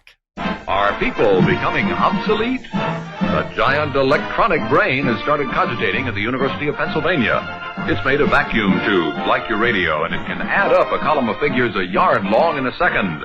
It's the world's first electronic computer. Right now, it's solving mathematical problems for the U.S. Army, but who knows? Someday a machine like this may check up on your income tax. In 1951, those same computer nerds, the first two computer nerds actually, built the world's first commercially available computer, the UNIVAC. And they sold that first model to the United States Census Bureau for $159,000. That's not inflation adjusted. That's a lot of money here in Fiftiesland. And that was just the prototype. They sold subsequent models for around $1.5 million. The U.S. Atomic Energy Commission bought their fifth model, and in 1952, that commission let CBS borrow their supercomputer to predict the presidential election. Good evening, everyone. This is Walter Cronkite speaking to you from CBS Television Election Headquarters here in New York City. The big election night, 1952, the year when the United States picks its 35th president. And now for perhaps a prediction on how this voting is going, what the vote that is in so far means. Let's turn to that miracle of the modern age, the electronic brain UNIVAC, and Charles Collingwood. This is the face of a UNIVAC. A UNIVAC is a fabulous electronic machine which we have borrowed to help us predict this election from the basis of the early returns as they come in. UNIVAC is going to try to predict the winner for us just as early as we can possibly get the returns in. UNIVAC lives down in Philadelphia. He's one of a family of electronic brains made by the Eckert-Mauchly division of Remington Rand. And in a little while, we'll go down there and take a look at it. But first of all, let me tell you a little bit about the theory of this. This is not a joke or a trick. It's an experiment. We think it's going to work. We don't know. We hope it'll work. At any rate, for the last 6 weeks or so, some 25 mathematicians, statisticians, and researchers, including some of the country's best mathematical brains, have been working on the problem which we've given to this electronic brain to try to solve for us tonight. Depending on how loosely we define electronic computer, there were perhaps a dozen computers in the entire United States as of 1956. The Census Bureau, the NSA, and the Atomic Energy Commission each had one. So did MIT, the University of Pennsylvania, Princeton, and Harvard, and General Electric could afford to use one for their payroll. These electronic brains, which were the stuff of science fiction, and so expensive only federal agencies, a handful of top-tier universities, and one or two Fortune 100 companies could even contemplate purchasing one, had a memory of about 12,000 bytes and a speed of 1,000 instructions per second. I'm going to keep my voice down. I don't want to freak out the locals here. I have a 3-year-old iPhone 11. I'm 2 models behind. It can perform 1 trillion instructions per second. The default model comes with 4 gigabytes of storage space. That's 357,000 times more memory than the UNIVAC. To put this another way, if you wanted to combine enough UNIVACs to equal just my outdated iPhone, using 1950s technology, you would need to build over 6,000 UNIVACs, which would take up more space than the Pentagon, consume as much electricity as a mid-sized town, and cost roughly $10 billion in the currency of the 1950s. Roughly the combined income of the entire nation of Canada at that time. So when comparing citizens of America, modern America, to contemporaries here in Fiftiesland, keep in mind that 90% of our guys are carrying around in our pockets the equivalent of a $10 billion 1950s supercomputer. Again, that's in their money. You want to use 2024 money, it's around $114 billion that 90% of us have.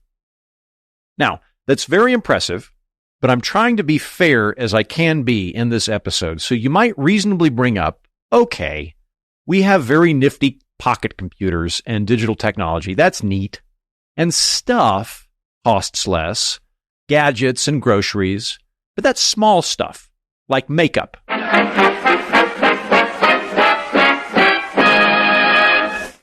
That's why your face needs a thorough cleansing each day. And that's why cleansing tests were made by an independent testing laboratory. This same kind of dirt was made just radioactive enough to register on a Geiger counter. Leading cleansing creams, complexion soaps, and Dorothy Gray Salon Cold Cream were used to remove this dirt. The Geiger counter proved that Dorothy Gray Salon Cold Cream cleanses up to 2.5 times more thoroughly than any soap or other cleansing cream tested. Makeup today is less expensive, and we don't even irradiate our models to test the quality with a Geiger counter. Or we could talk about other small stuff, cosmetics, like detergent. I bought the fresh stick, just as you told me. You're absolutely right. It's neat and quick, and it goes on dry. It did make me feel cool and sweet, just as you said. I did everything you said, but my boss still hasn't asked me to lunch. Unlike some deodorants, Fresh doesn't guarantee you'll get ahead in business. All Fresh does is keep you fresh. When you think of it, that's quite a lot. So the goal of wearing deodorant is to get your boss to hit on you? Is that the goal? Anyway, we're getting distracted here. You could make a fair point saying, okay, supercomputers and also little things cost less in modern America than in Fiftiesland. That's terrific. But the things that most people today in modern America are stressed about are not ephemeral or often optional purchases. It's large obligatory purchases. It's cool if Americans can buy cheaper televisions and cowboy boots, but what about houses? What about automobiles, healthcare, education, retirement? That's the stuff that really stresses people out. It doesn't matter if potato chips and makeup is cheaper in modern America than 1950s if all the big stuff's more expensive. That is a great question. And I'm going to answer it right after I have a cigarette.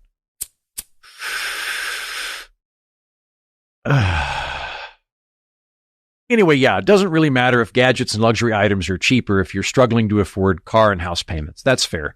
So let's tackle that. Let's start with cars, shall we? For weeks, all we've been able to do is to tell you about the newest new cars in 20 years. And now, for the first time on television, here's proof of Chrysler Corporation's styling leadership. The newest new cars in 20 years.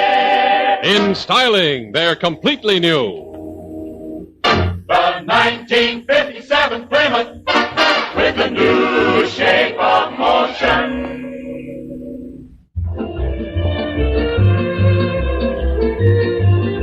The 1956 Plymouth, not just a revised silhouette, but a completely new shape and car. New, lower than ever. This year, the Plymouth is as much as 5 inches lower.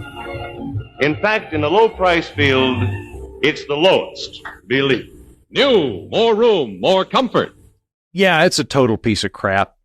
All cars in Fiftiesland are pretty craptastic compared to anything you could threaten to purchase in the modern United States. Let's look at that shiny 1957 Plymouth Chrysler specifically.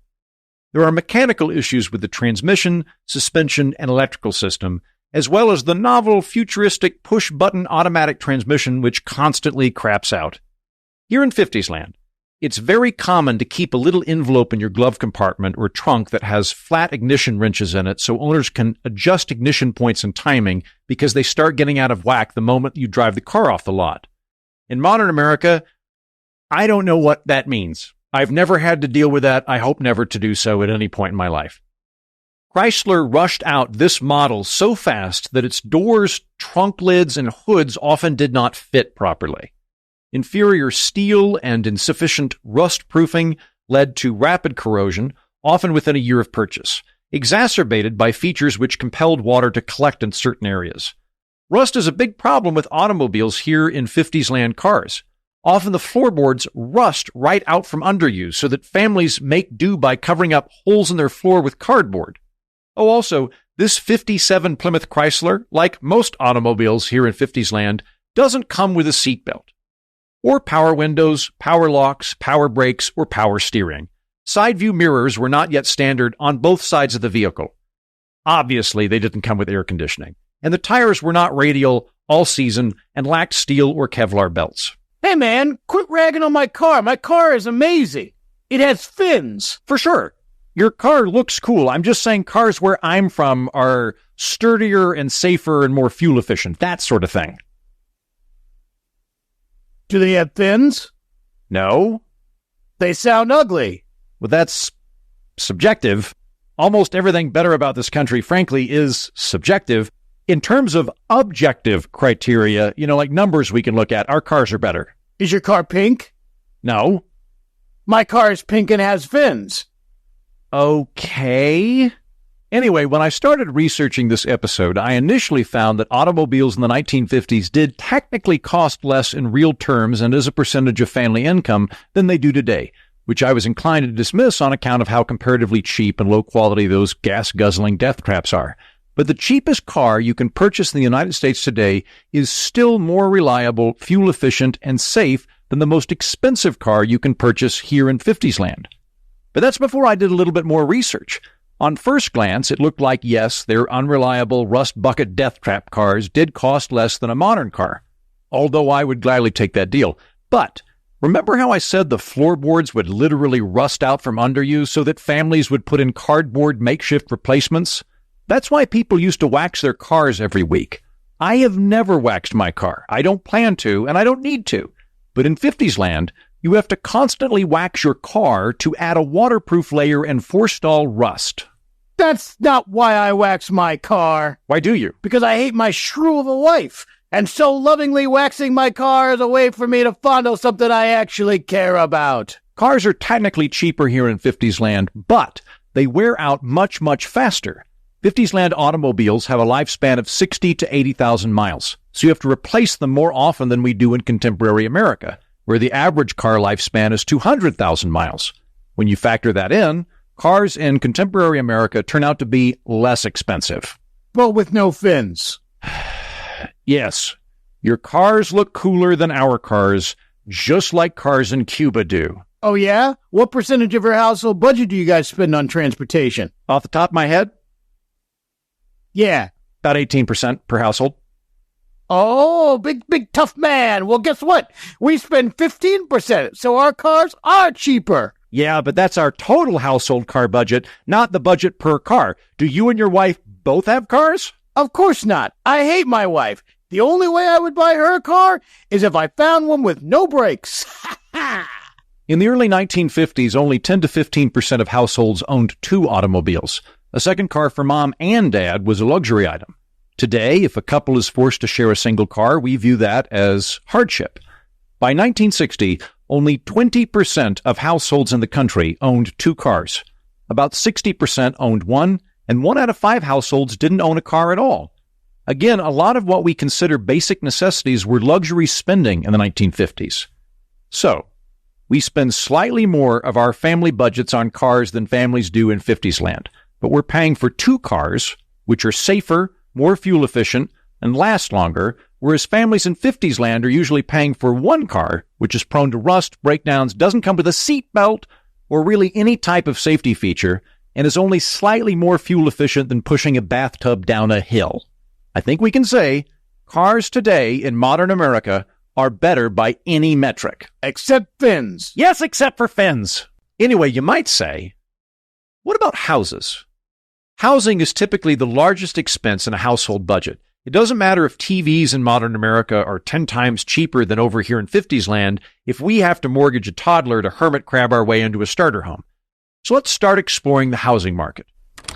Hello, good morning. Who are you and what are you doing uninvited in my home? Look, if you guys don't want me bursting into your homes uninvited, you need to start locking your doors, okay? That's on you. Fair enough, mister. Care for a cigarette? I would like a cigarette. Thank you. Light me up. Two in one hand. Nice. Anyway, can I ask you a couple questions about your mortgage and stuff? Okay, but be quick. The milkman comes over every day at 11. He comes inside your house? Yes. To deliver milk? Yes, that's right. Can he just leave the milk on your doorstep? No. Can I talk to him? It would be best if you're gone when Keith comes over. Okay, so is Keith I will not be answering any further questions about myself or my daily milkman visits. Okay, well, in that case, let's just talk about housing. So here in Fiftiesland, locals are not only in the midst of a feverish baby boom, they're also undertaking a colossal housing boom as well. Fiftiesland is coming out of a massive war in which sizable portions of young men went off to kill Germans and the Japanese, while their nation's resources were sucked away from residential construction into the war effort. Oh, I was ever so lonely during the war. And lonely people do silly things when they're desperate, don't they? But it doesn't mean you're a bad person, just weak. And you can be lonely anywhere. Suppose your husband was back from the war, but emotionally distant. Couldn't you be driven to having an affair, not even for the sex, but just to feel a basic human connection? Like waxing a car. Yeah, why not? Well, I think so. Sure. Anyway, even with young men off in Europe and the Pacific, in 1947, 6 million families were doubling up with relatives and 500,000 were making do in mobile homes, garages, and barns. So there was a ton of pent-up housing demand. Absolutely. And when people have pent-up demand, they're going to find something to do about it, won't they? Like with my husband, George. I tell him, how are we going to make a baby if we only get intimate once a year? I make myself beautiful for you by slathering radioactive cold cream on my face. I stay thin, popping so many diet pills I can hardly sleep. But those pills only make me more feisty. Yeah, good point, lady. Good point. Yeah, here in Fiftiesland, amphetamines are super easy to get. You don't even have to pretend to have ADHD. You just buy them right over the counter. But I do kind of want to focus on my thing here. When the war wraps up, the American government loosens its grip on the steel industry, and it frees up resources, and it closed down the arms factories, so all those people are now available to work in construction. And by the end of the 1950s, there are 15 million homes being built across the United States. Now you pair that with President Eisenhower signing into law the interstate highway system, and there are suddenly vast arteries of asphalt connecting American cities to what had previously been remote farmland. 3/4 of the houses built in this era are in the suburbs. And to top it all off, there's the GI Bill, which dramatically reduced required down payments for returning soldiers, offered loans through the VA cheaper than the private sector, and extended the period of time those loans were paid off, which meant smaller interest payments. That's right. We got our house through the GI Bill, and we ought to. My poor George went through hell over there. He even had to share a cot with his friend Gary for a few months. Just one cot for 2 men. Sometimes he calls me Gary by mistake, and I say, Gary is dead, George! The Nazis blew him to pieces on Omaha Beach, but I'm alive, and I'm here, and I'm young, and I have needs. Yeah. Anyway, 70% of returning soldiers from World War II used the GI Bill to buy a home, and between 1940 and 1955, 40% of the mortgages in the United States were facilitated through the GI Bill. The Federal Housing Authority provides another 10%, so half the mortgages in the country are conducted through the public sector. And the result?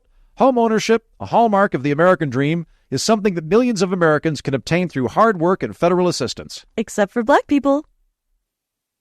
Yeah, thank you for pointing that out. Yeah, redlining is explicit. It's a big problem for the African American population.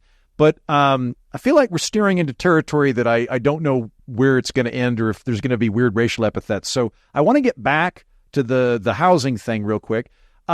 Lady, how much did you and your husband pay for this house? And also, what's your household income? George and I bought this home in 1950 for $7,400 when George was earning $3,000 a year, and I had bangs. Home price, salary, and length of bangs were all national median. Thank you. So in my country, the median household price in 2020 is $337,000 for households that have a median income of $95,000. So broadly speaking, in Fiftiesland, a home costs 2.5 times a household's annual income. In modern America, it costs 3.5 times a household's annual income. So that's it, right? Housing is more expensive in modern America. You know what you need? I think I know what you're going to say. Another GI Bill type thing where the government empowers consumers to purchase first-time homes by waiving down payments or offering below-market rates? No, you need to relax. Here, I'll give you a shoulder massage. Thank you.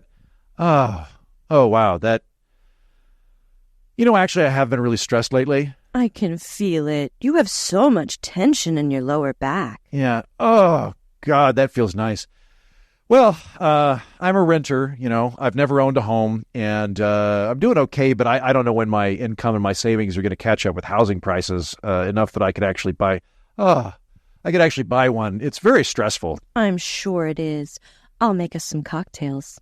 Nice. Thank you. Thank you, ma'am. Unfortunately, about the GI Bill thing, I don't think it would work unless we also increase the housing supply. The government can't make houses cheaper by just capping interest payments or handing out tax breaks because prices are a function of supply and demand. It sucks. I don't like it either, but supply and demand is as much a law of the universe as gravity or thermodynamics. Or Jim Crow. Well, good news, ma'am. Good news there. We actually got rid of Jim Crow laws where I'm from. Huh. Yeah. So anyway, if the federal government hands out money for housing, it's increasing demand but not supply, which means that prices will go up. Well, the temperature certainly is. I'm just going to slip into something a little more comfortable. Say there are 10 houses for sale at an auction, but 20 people want to buy one. The government goes, oh no, the poorest 10 bidders can't afford homes, so here's what we'll do. We'll give everybody tax breaks to compensate. Absent extra houses, all that new money does is make it possible for the bids at the auction to go higher. Wow, lady, those pajamas are very snazzy. Those are slinky pajamas you just put on. It's not even 11 o'clock in the morning, and you're wearing very lacy, revealing skin-tight pajamas. What kind of pajamas are those? Are those unique to the 50s? It's called a teddy. Mind if I put on some music? My, it's bright in here, isn't it? I'll just turn the lights down. There, that's it. Why don't you just build new suburbs like us? Then you'd have a lot of cheap land you can commute to town from. That would expand the supply. That's a good idea, lady, but I think we've already done that, unfortunately. There's no low-hanging suburban fruit left for us. If we want to create more land, our best option is really to get rid of overzoning and anti-density laws. Would you like a tour of the house? We have a 2-bedroom house. A bedroom for my frigid husband, George, and an entirely separate bedroom for me. Here, I'll show you. My bedroom. That's a great point. Houses here in Fiftiesland are much smaller than houses in contemporary America. The average size of a new single-family home in 1953 was 983 square feet, like this home. Whereas back in modern America, the average size of a new home is 2,300 square feet, twice that, more than twice that. Here in Fiftiesland, it's very common to have a small house with only 2 bedrooms, a bedroom for mom and dad, and a bedroom with bunk beds for all of the kids to sleep in, and everybody in the house sharing 1 bathroom. So while the prices of homes are higher in contemporary America than in Fiftiesland, certainly part of that reason is that our houses are more than twice as large. Well, multiple bathrooms would be a luxury. Like a second car or an air conditioner or a pet monkey. Exactly. Except for that bit about monkeys, all of that applies to where I'm from. It's very common where I'm from for homes to have multiple bedrooms and multiple bathrooms and air conditioning. Oh, do your cars have fins? No, our cars don't have fins. Well, do your houses have fins? Why would a house have a fin? No. Sounds stupid anyway. I'm just going to lie down in my bedroom, down the hall, on the left, with the door open. A few other things I found that surprised me. The percent of household budgets that we spend on housing is about the same as here in Fiftiesland. In 2022, American households spent about 26% of their budget on housing. In Fiftiesland, it's around 23%. Sorry I'm late. Floorboards rusted right out from under my car. Hey, who's this guy? What's he doing here? Well, Keith, you know what we talked about trying? Oh. Wait, what did you guys talk about? I mean, I know things have been a little stale, but I just didn't expect you to take the initiative like this. Oh, it'll be fun. Yeah. Hey, I'm not sure what's going on here, but just so we're all on the same page, I really am just here to talk about housing. Hey, man, you do you, okay? Why don't you just talk about housing while I take my pants off, all right? Sure, fella. So actually, homeownership rates are higher in modern America than in 50s land. The homeownership rate was 53% in 1950 and got up to 62% by the end of the decade, whereas in modern America, our homeownership rate is 66%. Debbie, really? This is the guy you picked? A bearded hat rack who wants to talk about ownership rates? Keith, please, Mr. Heaton, what if your country just has more old people? Older people tend to own homes at higher rates than younger, limber, supple people like us. So theoretically, if your country has longer lifespans due to healthier cigarettes or something, you might just have a larger senior population, but that wouldn't make it easier to buy a home. It would just mean that there are more old people who already have one. Keith, grab the masks, will you, honey? Sure thing, babe. No mask for me. Don't need it. Not participating. But I like where your head's at on the old people thing. But no, we're still better at homeownership than 50s land. As of last year, the homeownership rate for 35 to 40-year-olds in the United States is 63%. That rate is lower than it was in 2006, admittedly, but it's still higher than here in 50s land among any age cohort. Honey, I'm home. Why is our milkman here with a Lincoln impersonator? It's not what it looks like. Well, it looks like you're having an affair with the milkman and Don Quixote. First of all, good one. But look, honestly, though, we're just discussing home ownership rates. He says they have higher home ownership rates in modern America, even for young people. I swear to God, George. I don't believe you. No, it's true. We have higher home ownership rates. Plus, our people get married later and less often. If we had the same marriage rates as you do, our home ownership rate would be substantially higher. No, I mean, if you're discussing housing, why is my wife in a teddy and our milkman is fully erect? Fair enough. You got us. Yeah, we're about to have sex with this British scarecrow. I honestly just came here to talk about housing. Debbie, you told me we couldn't do this. You told me it wasn't okay for me to be with a man, but it's okay for our milkman to be with a man? Because he chose me, George. Debbie and hipster Gandalf chose me. So is 3rd Street one over? Is it on the... You know what? I'm just going to see myself out. If I can't have him, no one can. I'll shoot him and both of you with this gun I purchased this morning at the local bank.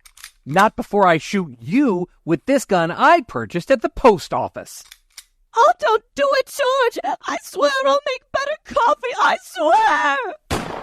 Oh, damn you, George! Oh, you got me. Keith? George? Oh my God, they're both dead! I think I'll just hit the old dusty trail.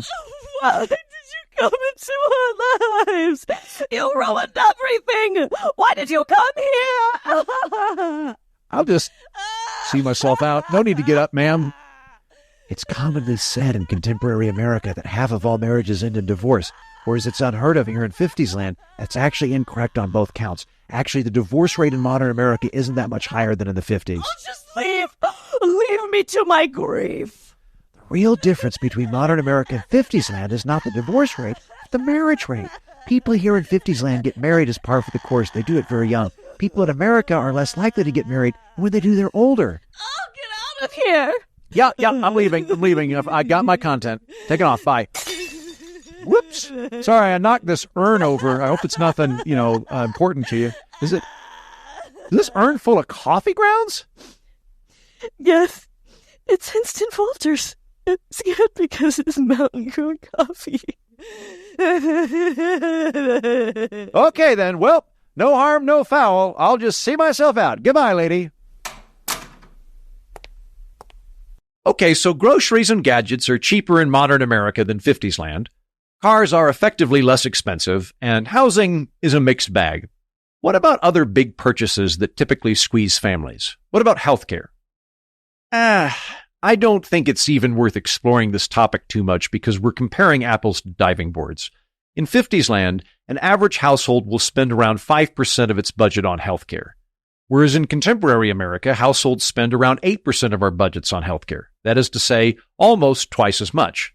I found another figure by David Cutler that says in 50s land, the average person will spend around $100 a year in their money, compared to contemporary Americans who spend around $6,000 a year. So even accounting for inflation, that would be a significant price increase from 50s land to us. So yes, healthcare is cheaper here in 50s land, but also... You know, if you were to follow a busy doctor as he makes his daily round of calls, you'd find yourself having a mighty busy time keeping up with him. Time out for many men of medicine usually means just long enough to enjoy a cigarette. And because they know what a pleasure it is to smoke a mild, good-tasting cigarette, they're particular about the brand they choose. In a repeated national survey, doctors in all branches of medicine, doctors in all parts of the country were asked, "What cigarette do you smoke, doctor?" Once again, the brand named most was Camel. Yes, according to this repeated nationwide survey, more doctors smoke Camels than any other cigarette. Why not change to Camels for the next 30 days and see what a difference it makes in your smoking enjoyment? Medicine is cheaper in Fiftiesland, but there's a lot less of it. Mostly it's bone setting and antibiotics. In fact, the general idea in these parts is that between indoor plumbing and penicillin, humanity's just about reached the outer bounds of longevity. Doctors here in Fiftiesland do have recourse to heart surgery. It's brand new, but it exists, and radiation treatment for cancer. But absolutely nobody in the modern United States would fly to a country like this for treatment if it was available to them, however cheap the doctors and pharmaceuticals are. If Fiftiesland is a country which exists today that you can fly to, you would probably sooner fly to Liberia than here to save money on healthcare. Aside from the readily available cigarettes, asbestos, and lead, both in paint and gasoline, the water and air here is filthy compared to the contemporary United States. We've passed the Clean Air and Clean Water Acts in contemporary America. People in Fiftiesland have not done that.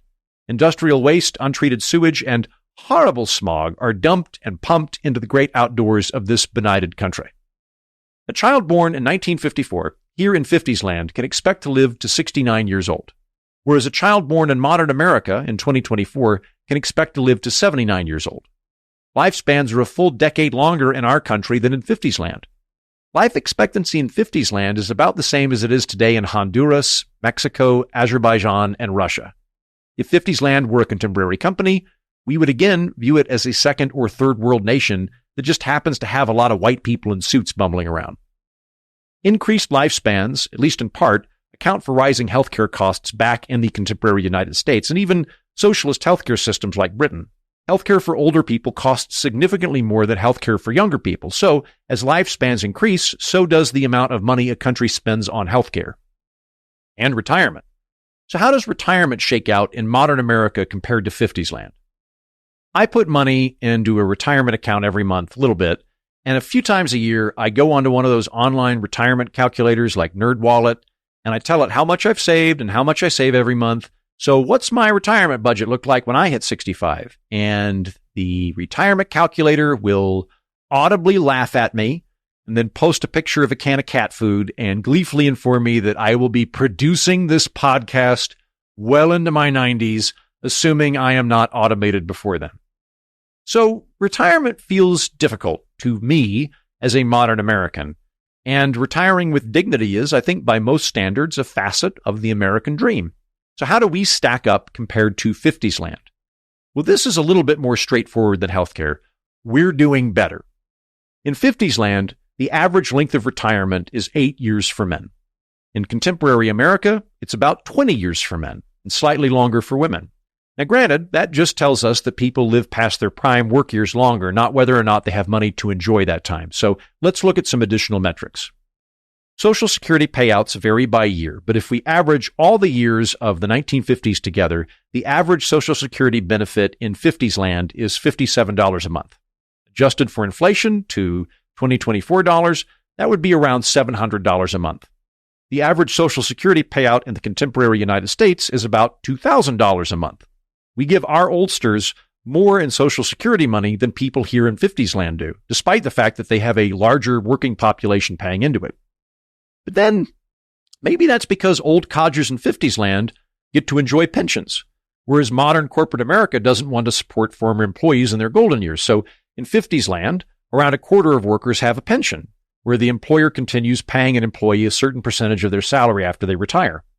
In the contemporary United States, only 14% of workers have a pension, and most of those are public pensions, like teachers or postal workers. But 35% of our people have 401k retirement accounts or equivalents. and about 18% of people have IRAs, although there's some overlap there. So let's just say 35% to make it easy. There are still more workers in the modern United States who are covered by some kind of retirement account than in Fiftiesland, even with their sweaty, bulging pensions. The great thing about pensions is that they have defined benefits. The employer pays you a dependable rate even if the market crashes.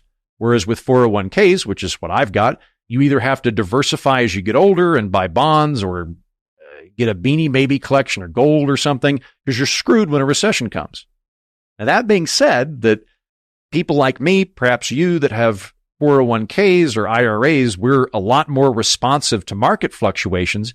I would still much rather have a 401k than a private pension because I get to keep that retirement account even when I switch jobs. And most importantly, I keep that money if the corporation I work for goes out of business. In Fiftiesland, if your employer goes bust, so does your pension. To me, an all-or-nothing pension based on the strength of one company is a lot more risky than a personal chunk of fluctuating stock market ownership. Now, that being said, if you got a public pension, you're in a great spot because risk and market fluctuations are not paid by your company, they're paid by taxpayers. So if there's a stock market crash, everybody in the private sector like me gets screwed, but you're still getting your public pension through taxes. Good deal, not available to most of us. I haven't gone so far down the rabbit hole that I've compared the average payout of pensions in Fiftiesland to the average modern 401k retirement contributions, but regardless, we can safely say that seniors are better off now than they were in the 50s. A third of the seniors here in Fiftiesland that we're visiting live in poverty, 1 out of 3 of them, whereas only 10% of modern American seniors do. I'm hard-pressed to find any advantage workers in the 50s have in terms of retirement over people today, save one. Folks here in Fiftiesland do tend to die earlier, so they don't have to worry about retirement as much, which I guess is an advantage of sorts.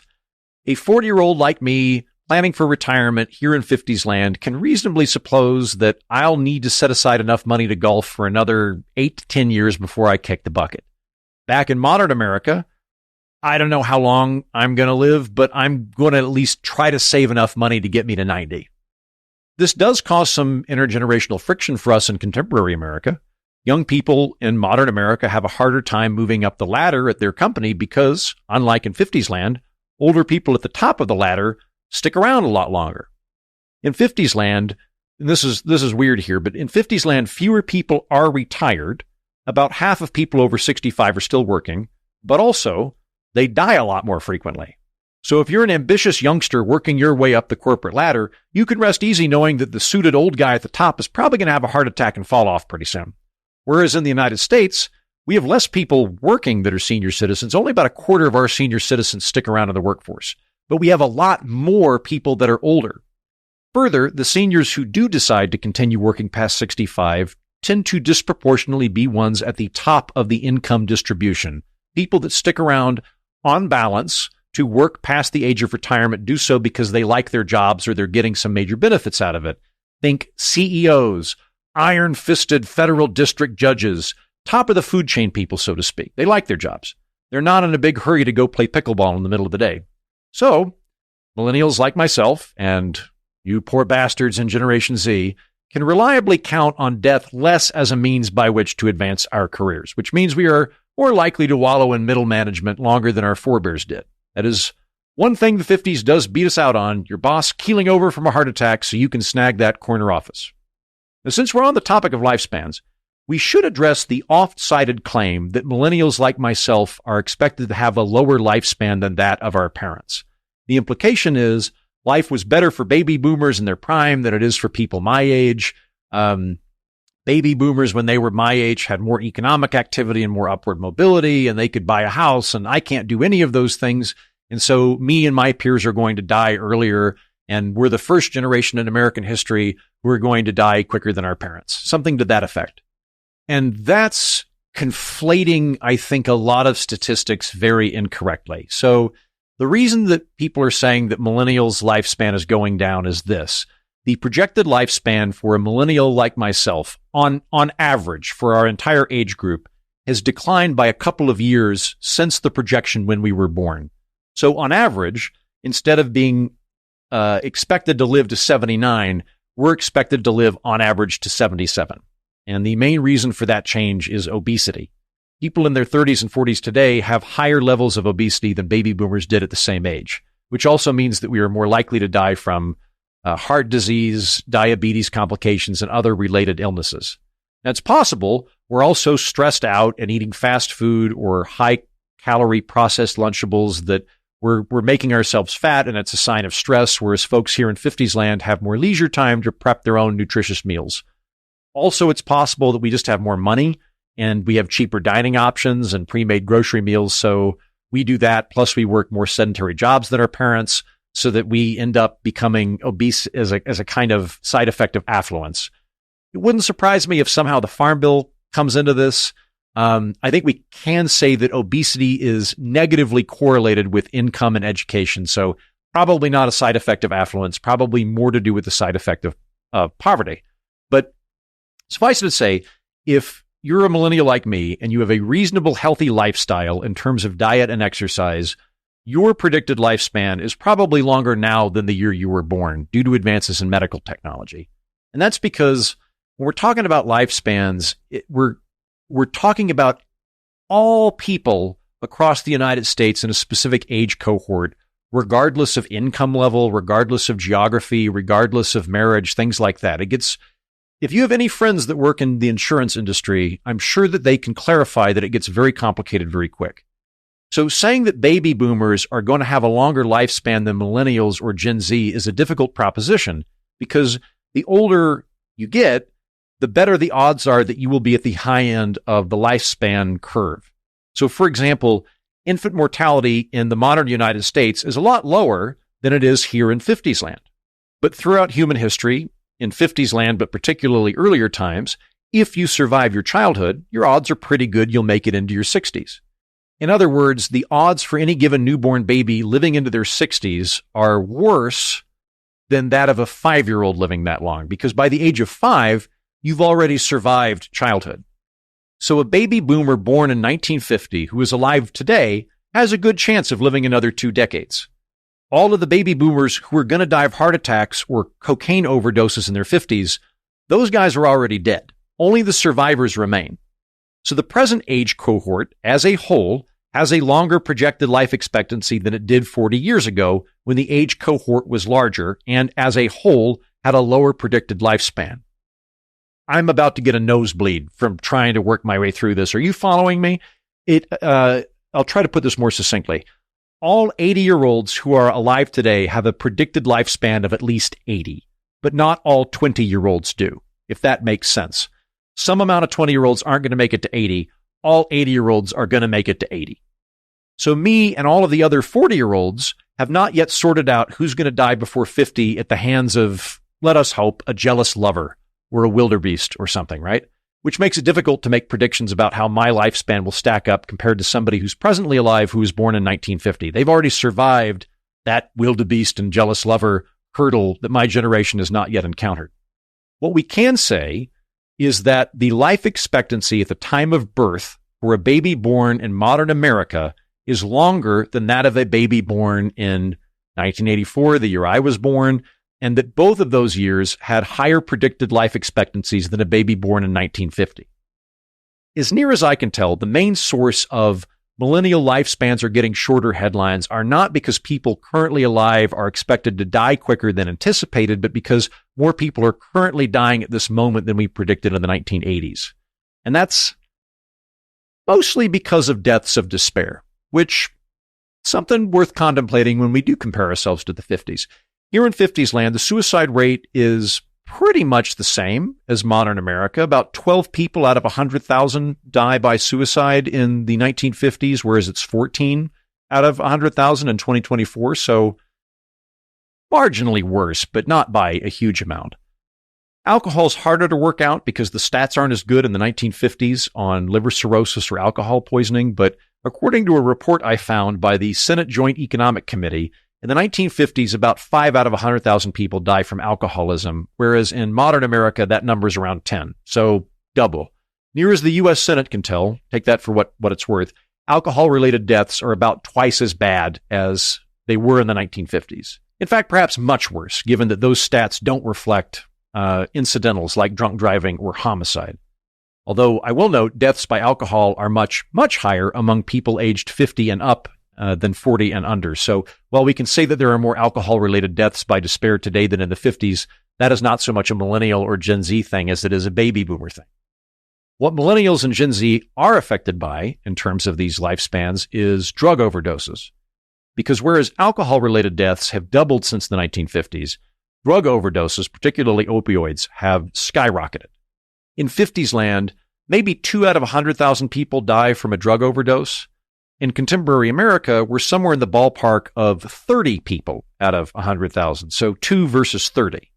Drug overdoses effectively didn't exist in Fiftiesland.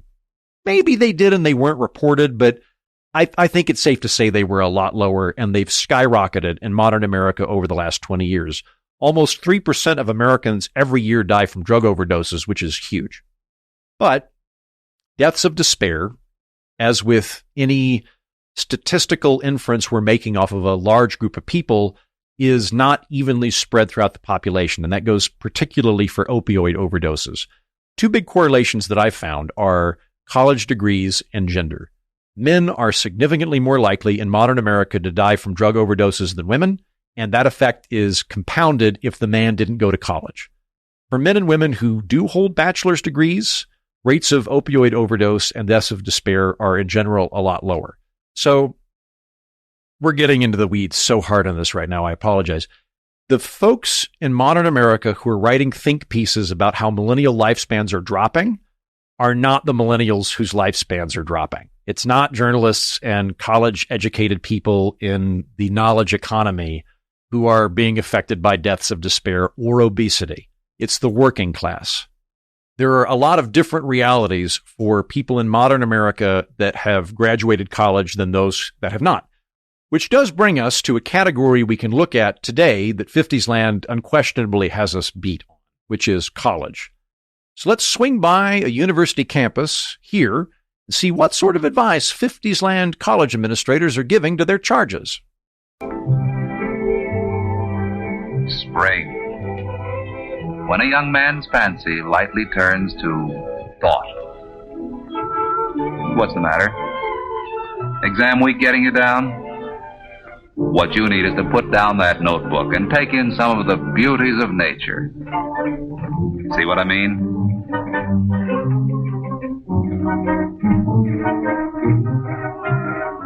But wait a minute, young lady. How did you get into this picture? You see, we're trying to prove a point about nature and beauty, and you're not exactly helping, you know. Look at your hair. Look at that blouse. And the way that skirt hangs. And those socks. Sorry, there must have been a mistake. You don't seem to be exactly the type to make this guy behave like a human being. By the way, you can't see this in the footage because this is a podcast, obviously, but the video has a lot of slow, top-down pervert shots of college women walking around, which, if I am to understand that PSA, are primarily attending college to snag husbands. But that's not what I mean when I say college was better in the 50s. I am singularly referring to the cost of college. Adjusted for inflation, college tuition in the 50s is absurdly low. The GI Bill, both in Fiftiesland and in contemporary America, it still exists, pretty much covers the spread for veterans. But for everybody else, tuition is way cheaper in Fiftiesland. At most state universities, working a summer job can cover a year of tuition. Most folks don't take out student loans because they don't need to. Whereas in the contemporary United States, more than half of students today earning a bachelor's degree will leave with student loan debt, averaging around $30,000. The average student loan payment in modern America is $250 a month, which for somebody who's just out of college, particularly somebody who's living in an expensive city, and particularly for a creative person, so a significant amount of my friends when I lived in New York, is a lot of money. When you're fresh out of school in an entry-level job, having to write a monthly $300 check, even if you get fired, is nothing to sneeze at. But there's something even deeper, I think, about why college is better in Fiftiesland, and that is that I think people in the 50s understood college in a far healthier, and more equitable way than we do in modern society. From what I can tell, people in Fiftiesland look at college degrees a bit like how we presently in America look at people who know Latin. It's impressive if you know Latin. If you know Latin, you are almost certainly a highly intelligent, well-educated individual. Well done. Or should I say, benefactum. But it would be absurd to think that everybody who doesn't know Latin is some kind of idiot. I don't know Latin, and you've been listening to me for about 2 hours. There are plenty of brilliant people in the world and in America who don't know Latin. And not even just street smart, but not book smart people, which I typically find to be a fairly condescending way to assess somebody's intelligence. I mean, like, lots of book smart people, too. Highly educated, well-read folks who don't know Latin. Nobody thinks you're an idiot if you don't speak Latin in contemporary America. That is how people in Fiftiesland view a college degree, or at least it's closer than us to how people view a college degree. College is a form of education, which is impressive if you have it, but not a requirement for basic societal respect, nor, I hasten to add, a prerequisite for a decent job. By the end of the 1950s, less than 8% of people in Fiftiesland hold a college degree.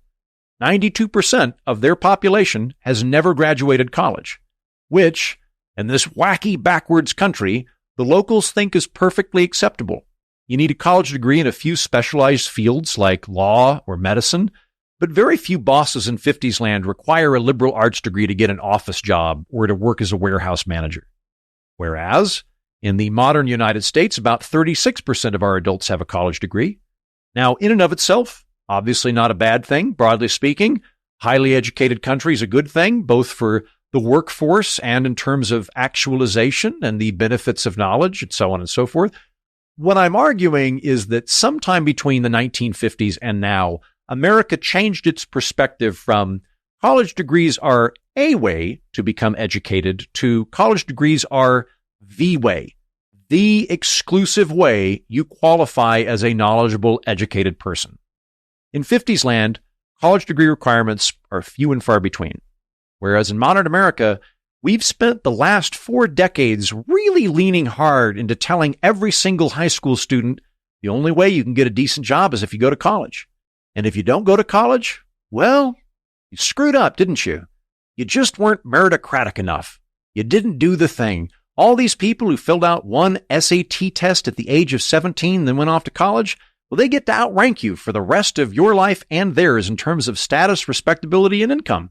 Also, all the people that went to the Ivy League schools outrank me because I went to a state school. So it's this fun little caste system we've developed that we whitewash through diplomas. And if you're not part of that whitewashing diploma scheme, well, you're just kind of dumb, aren't you?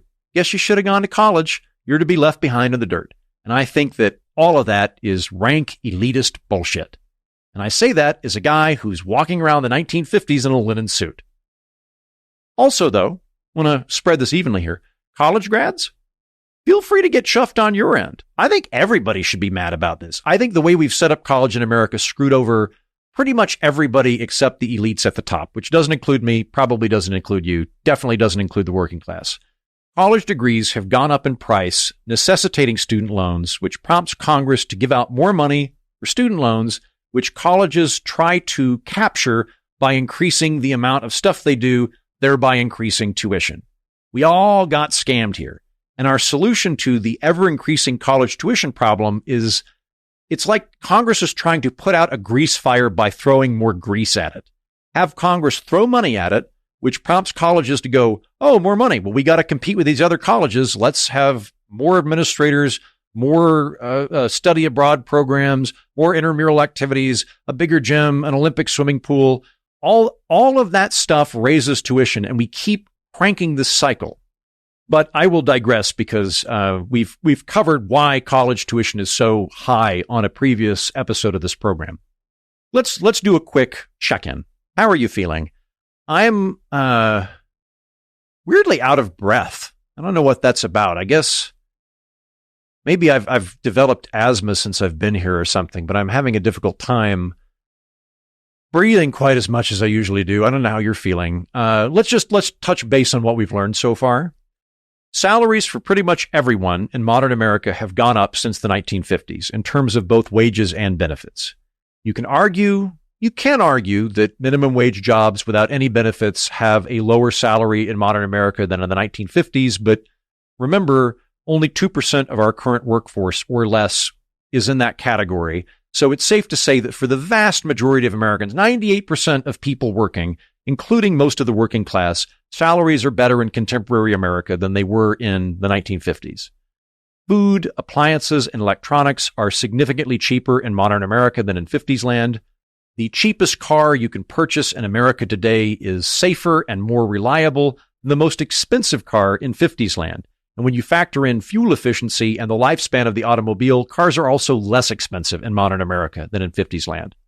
Housing is more expensive in modern America than in the 1950s, but our houses are also twice as big, and they generally come with air conditioning. Healthcare is cheaper in Fiftiesland, but it's also very limited. Retirement, both in terms of lifespan to enjoy retirement and savings to enjoy retirement, are better in modern America than in Fiftiesland. Pretty much the only things I think Fiftiesland has modern America beat on are their currency is more stable, they do have lower crime, and college is much better. But that's not because they valued and funded higher education more than we do. It's actually because they don't. College is more optional in terms of career and status, so there's less demand for it, and the prices are lower. So noting all of that, where does all of this 1950s nostalgia come from? Some of it could be subjective, and I think that there's a good argument to be had there. Some of it could be less to do with economics and more to do with culture and the composition of a family, topics that Mr. Josh Jennings and I will get to on the bonus episode of the show this week. But in terms of economics, why do MAGA conservatives view this period as the high watermark, the golden age of the average American family? Why does Paul Krugman reliably squeeze out New York Times columns about how much better the economy was arranged during the 1950s? I recently read a book by Morgan Housel entitled Same as Ever, in which Housel argues that we look back on the economics of the 50s fondly, largely on account of vibes. Housel says that the crucial difference is not material wealth, but inequality. He writes, quote, "Between 1942 and 1945, virtually all wages were set by the National War Labor Board, which favored flatter pay, a smaller gap between low-income and high-income workers than would otherwise exist. Part of that philosophy stuck around even after wage controls were lifted. The gap between you and most of the people around you wasn't that large. It created an era when it was easy to keep your expectations in check because few people in your social circle lived dramatically better than you did. Many, but not all, Americans could look around and find that not only were they living comfortable lives, they were living lives that were just about as comfortable as those around them whom they compared themselves to. So the comparatively lower wages than those of today felt great because everyone else earned a lower wage too. The smaller homes felt nice because everyone else lived in smaller homes too. The lack of health care was acceptable because your neighbors were in the same circumstances. Hand-me-downs were acceptable clothes because everybody else wore them. Camping was an adequate vacation because that's what everyone else did. It was the one modern era when there wasn't much social pressure to increase your expectation beyond your income. Economic growth accrued straight to happiness. People weren't just better off, they felt better off." End quote. That is a fascinating position. Basically, between the war and more specifically lingering salary effects of the National War Labor Board, people were poorer than they are today, but they were more egalitarian. Inequality was lower, so people were happier. And admittedly, that is pretty much the inverse of the promise of neoliberal economics. Neoliberals think the following: everybody gets richer in a functioning free enterprise system, but not at the same speed. The poor become less poor, but the rich become much more rich. And personally, that's an easy deal for me to make. I have always cared more about the floor than the ceiling. It's one of the reasons that I am such a vociferous champion of free enterprise, because free enterprise is the best anti-poverty campaign ever in the history of the world. But the side effect is it increases inequality. If you could push a button that would double everyone's wealth on the planet, would you do it? I would you?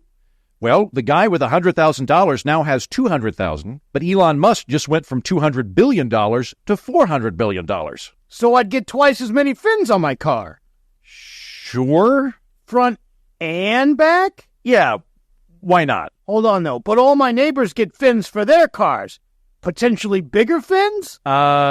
If you all decided individually to use your new money for fins, yeah, I guess so, yeah. Could I put fins on my baby's carriage? Yes. Okay, then I'd push the button. Great. Now, granted, I am an outlier when it comes to this kind of thing. We all care about alleviating poverty. I specifically care about alleviating poverty, but I don't particularly care about inequality. I don't think my circumstances are dependent on other people's circumstances. But I am, I think, particularly Vulcan when it comes to that. So economists estimate that Bill Gates netted about 2% of the overall global wealth that he generated. And I look at that and go, terrific. Good job, Bill Gates. If you generate $100 billion of economic growth for the planet that I benefit from, I'm okay with you personally keeping 2 of that $100 billion. If Warren Buffett gets a moon colony, but I become more wealthy, I am fine with that. But again, I'm an outlier. I think most people would broadly agree that alleviating poverty is more important than inequality, but most people would also say both are bad. A lot of very smart people would disagree with me on how little I care about inequality, and they would say that as inequality goes up, so is discontentment. And while I might be inclined to brush that off as just irrational feelings, they would say, look, if discontentment gets too high, those irrational people will revolt, so maybe you should think about it before the pitchforks come out. And I could see somebody making an argument that governments ought to protect the overall well-being of their citizens rather than just their economic well-beings. Kind of a paternalism type thing, like banning smoking. The government would be justified in reducing inequality, even if it made people poorer in the process, because overall they would be more happy. I don't buy that, but it's an interesting position and in many ways would be consistent. Now, I think it's fair to say that inequality is higher in the contemporary United States than it is in Fiftiesland. But in the same way that I think conservatives oftentimes confuse a simulacrum like Leave It to Beaver as indicative of real life in 1950s America that didn't actually exist, I think progressives tend to do the same thing with economics. Nobel laureate and New York Times barnacle Paul Krugman opines, quote, in the 1950s, income in the top bracket faced a marginal tax rate of 91%. That's right, 91%. While taxes on corporate profits were twice as large relative to the national income as in recent years, end quote. So somebody like Krugman looks at Fiftiesland and says, look how much more progressive and fair their tax system is. We should revert to a tax structure more like that of Fiftiesland. It would lessen inequality, and all of that money would go from swelling up at the top to building out the middle class. The top marginal tax rate in the United States today is 37% when it comes to federal income tax.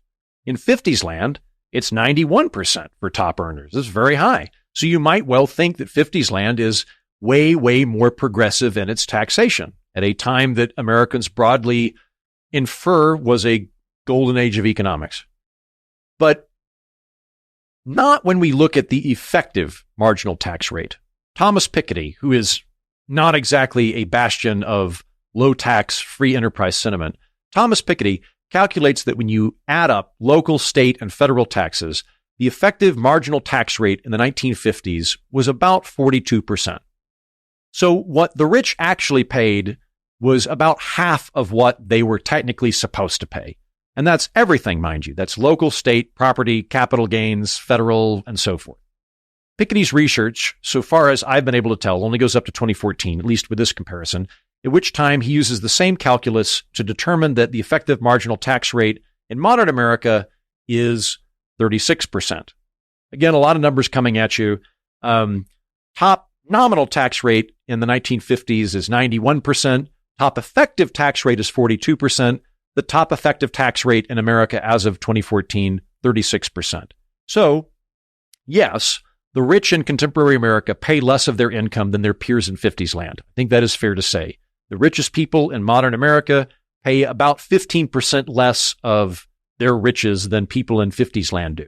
And you can say that the rich in the 1950s had higher taxes than today. That is accurate. But if you do want to go down that route, keep your eye on the effective tax rate rather than the nominal tax rate.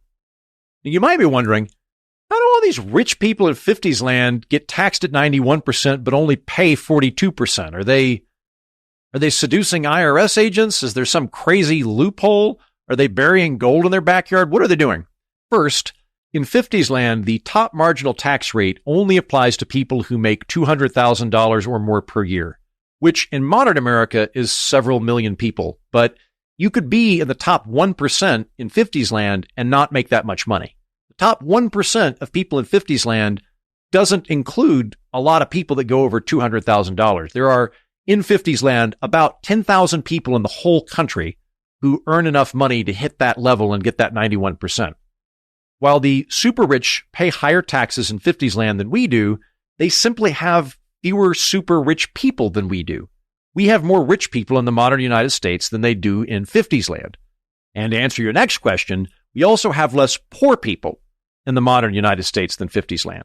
The poverty rate in Fiftiesland is around 22%. About 1 out of 5 people here in the 50s, according to their government, lives in poverty. In the contemporary United States, which I highly suspect uses a more sensitive and cushy definition of poverty than they did in the 1950s, the poverty rate is 11%. So we have significantly fewer people living below the poverty line in modern America than they do in Fiftiesland. Given that we have half as many poor people in the contemporary United States as Fiftiesland, I do not read from those numbers that our larger amount of rich people represents some kind of policy failure. Quite the opposite. Yes, inequality is lower in Fiftiesland, but there are twice as many poor people in Fiftiesland. Inequality is higher in modern America, but we also have lower poverty. And all of this is in sync with that neoliberal promise. Everybody gets richer, but the rich get rich faster. So it may be that our middle class feels poor comparatively when they're looking around, whereas the yokels here in Fiftiesland just don't realize how bad off they are. They are ignorant, and ignorance is bliss, and they're whistling on their way to work for pennies at the asbestos factory. I think Morgan Housel might be onto something, that people in Fiftiesland feel better off because their peers are in similar circumstances. But I have a concurrent theory as to why so many people in America view the 1950s as an economic golden age, and that is, I believe the term is vectors. Let's say directional vibes. How about that? People don't think generally in terms of sum totals. We tend to, as a species, think in terms of proportion and in direction than just actual sums.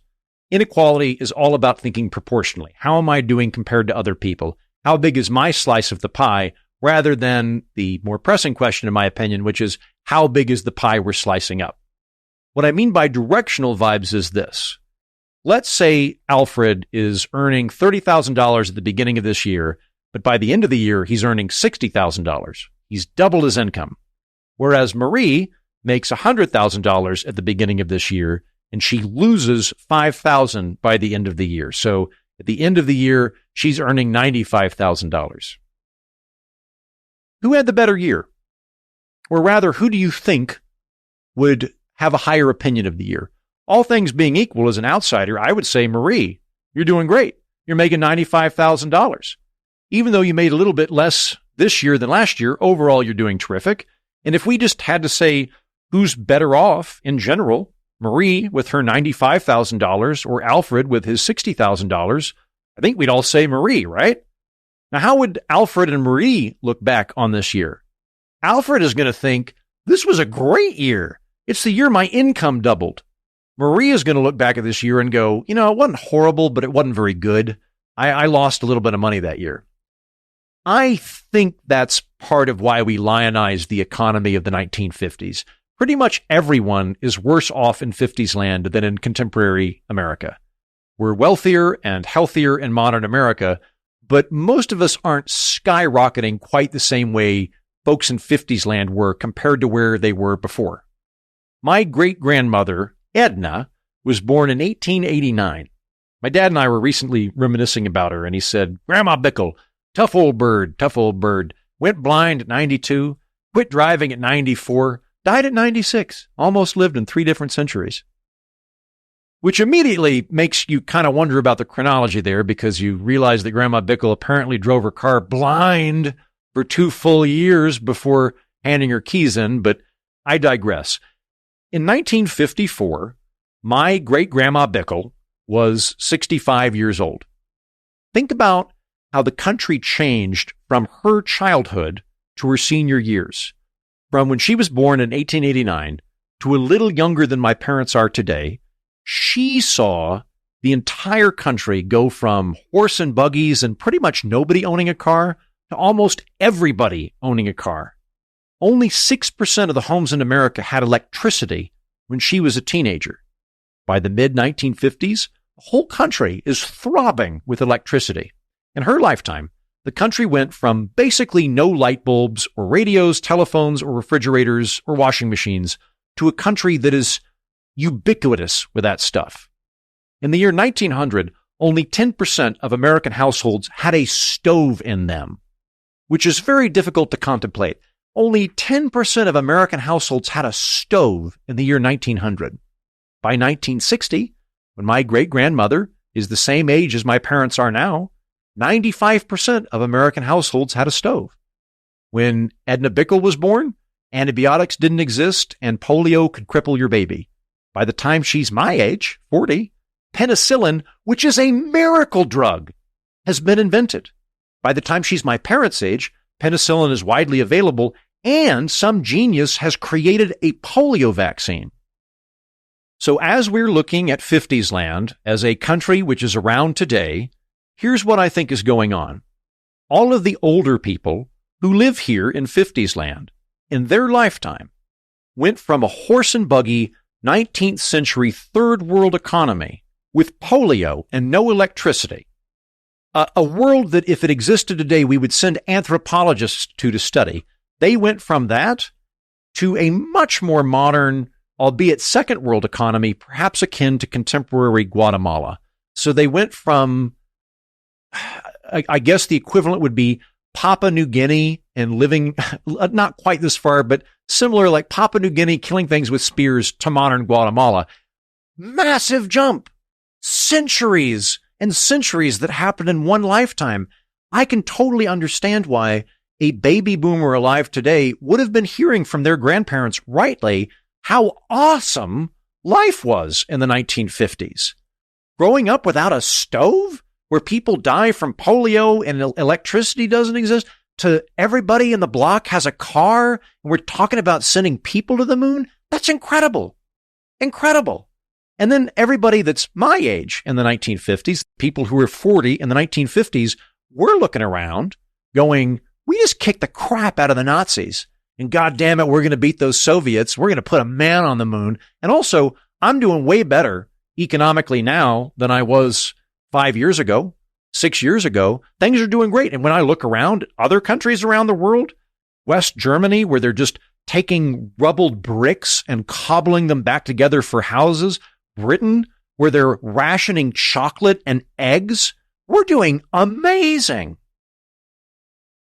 I think if you start to put this in a really big proportion, you can understand why the 1950s is this period that we remember rightly compared to the previous ages as a time of incredible optimism and hope. And I think that interpretation of that time period looking 70 years before was very accurate in a way that we misconflate with looking 70 years in the future. If Grandma Bickle, at 40 years old, my age now, could somehow visit me from her era and come hang out in contemporary America, she would think I made a pact with Lucifer, the Prince of Darkness.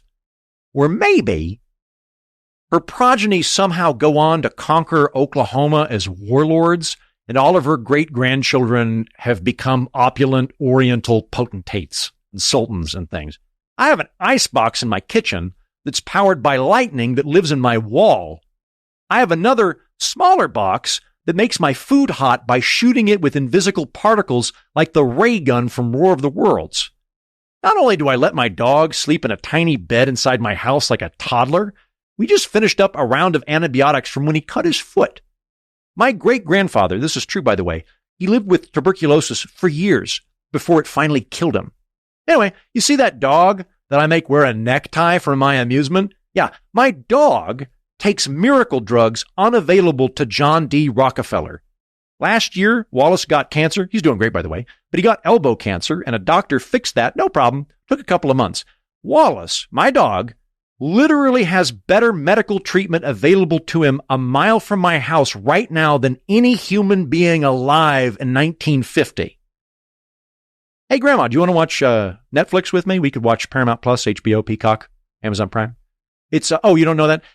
They're all a form of television. They're like streaming television. So television, it's sort of like radio, only it's much better, and there are images, and I can also watch it whenever I want, and there are thousands of options. So it's sort of like, how do I explain this to you? You know how you've never been to Broadway because that would be an economically onerous trip that only rich people could possibly do. So you've probably never been further than Kansas, but you know what Broadway is, right? Okay. All right. Imagine that there are several thousand of them and they all live inside of a rectangle on my coffee table. Yeah, you're right. I'm not explaining this very well. Okay. All right. So, let's see here. You know how in your time, you know, multiple people who were literally slaves at some point in their lifetime?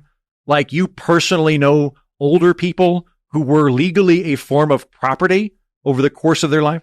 Basically, I have this rectangle of glass on my wall that 1 million of the world's greatest comedians and dramatists live inside of as my slaves, and they put on plays for me whenever I'm tired after work, except that I don't have to feed them or pay them because I use my friend Nick's HBO account and they eat lightning that lives in my wall. Oh, what's that? Yes, I do.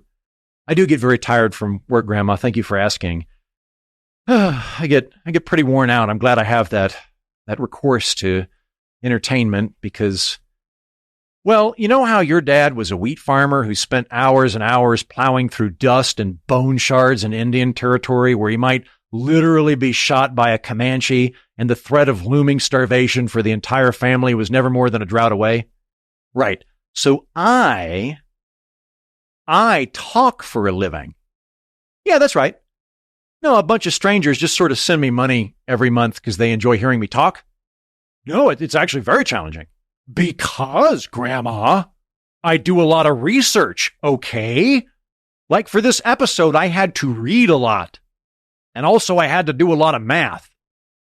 No, I did not personally do the math. I have another magical rectangle that has several thousand math slaves trapped inside of it that do the math for me.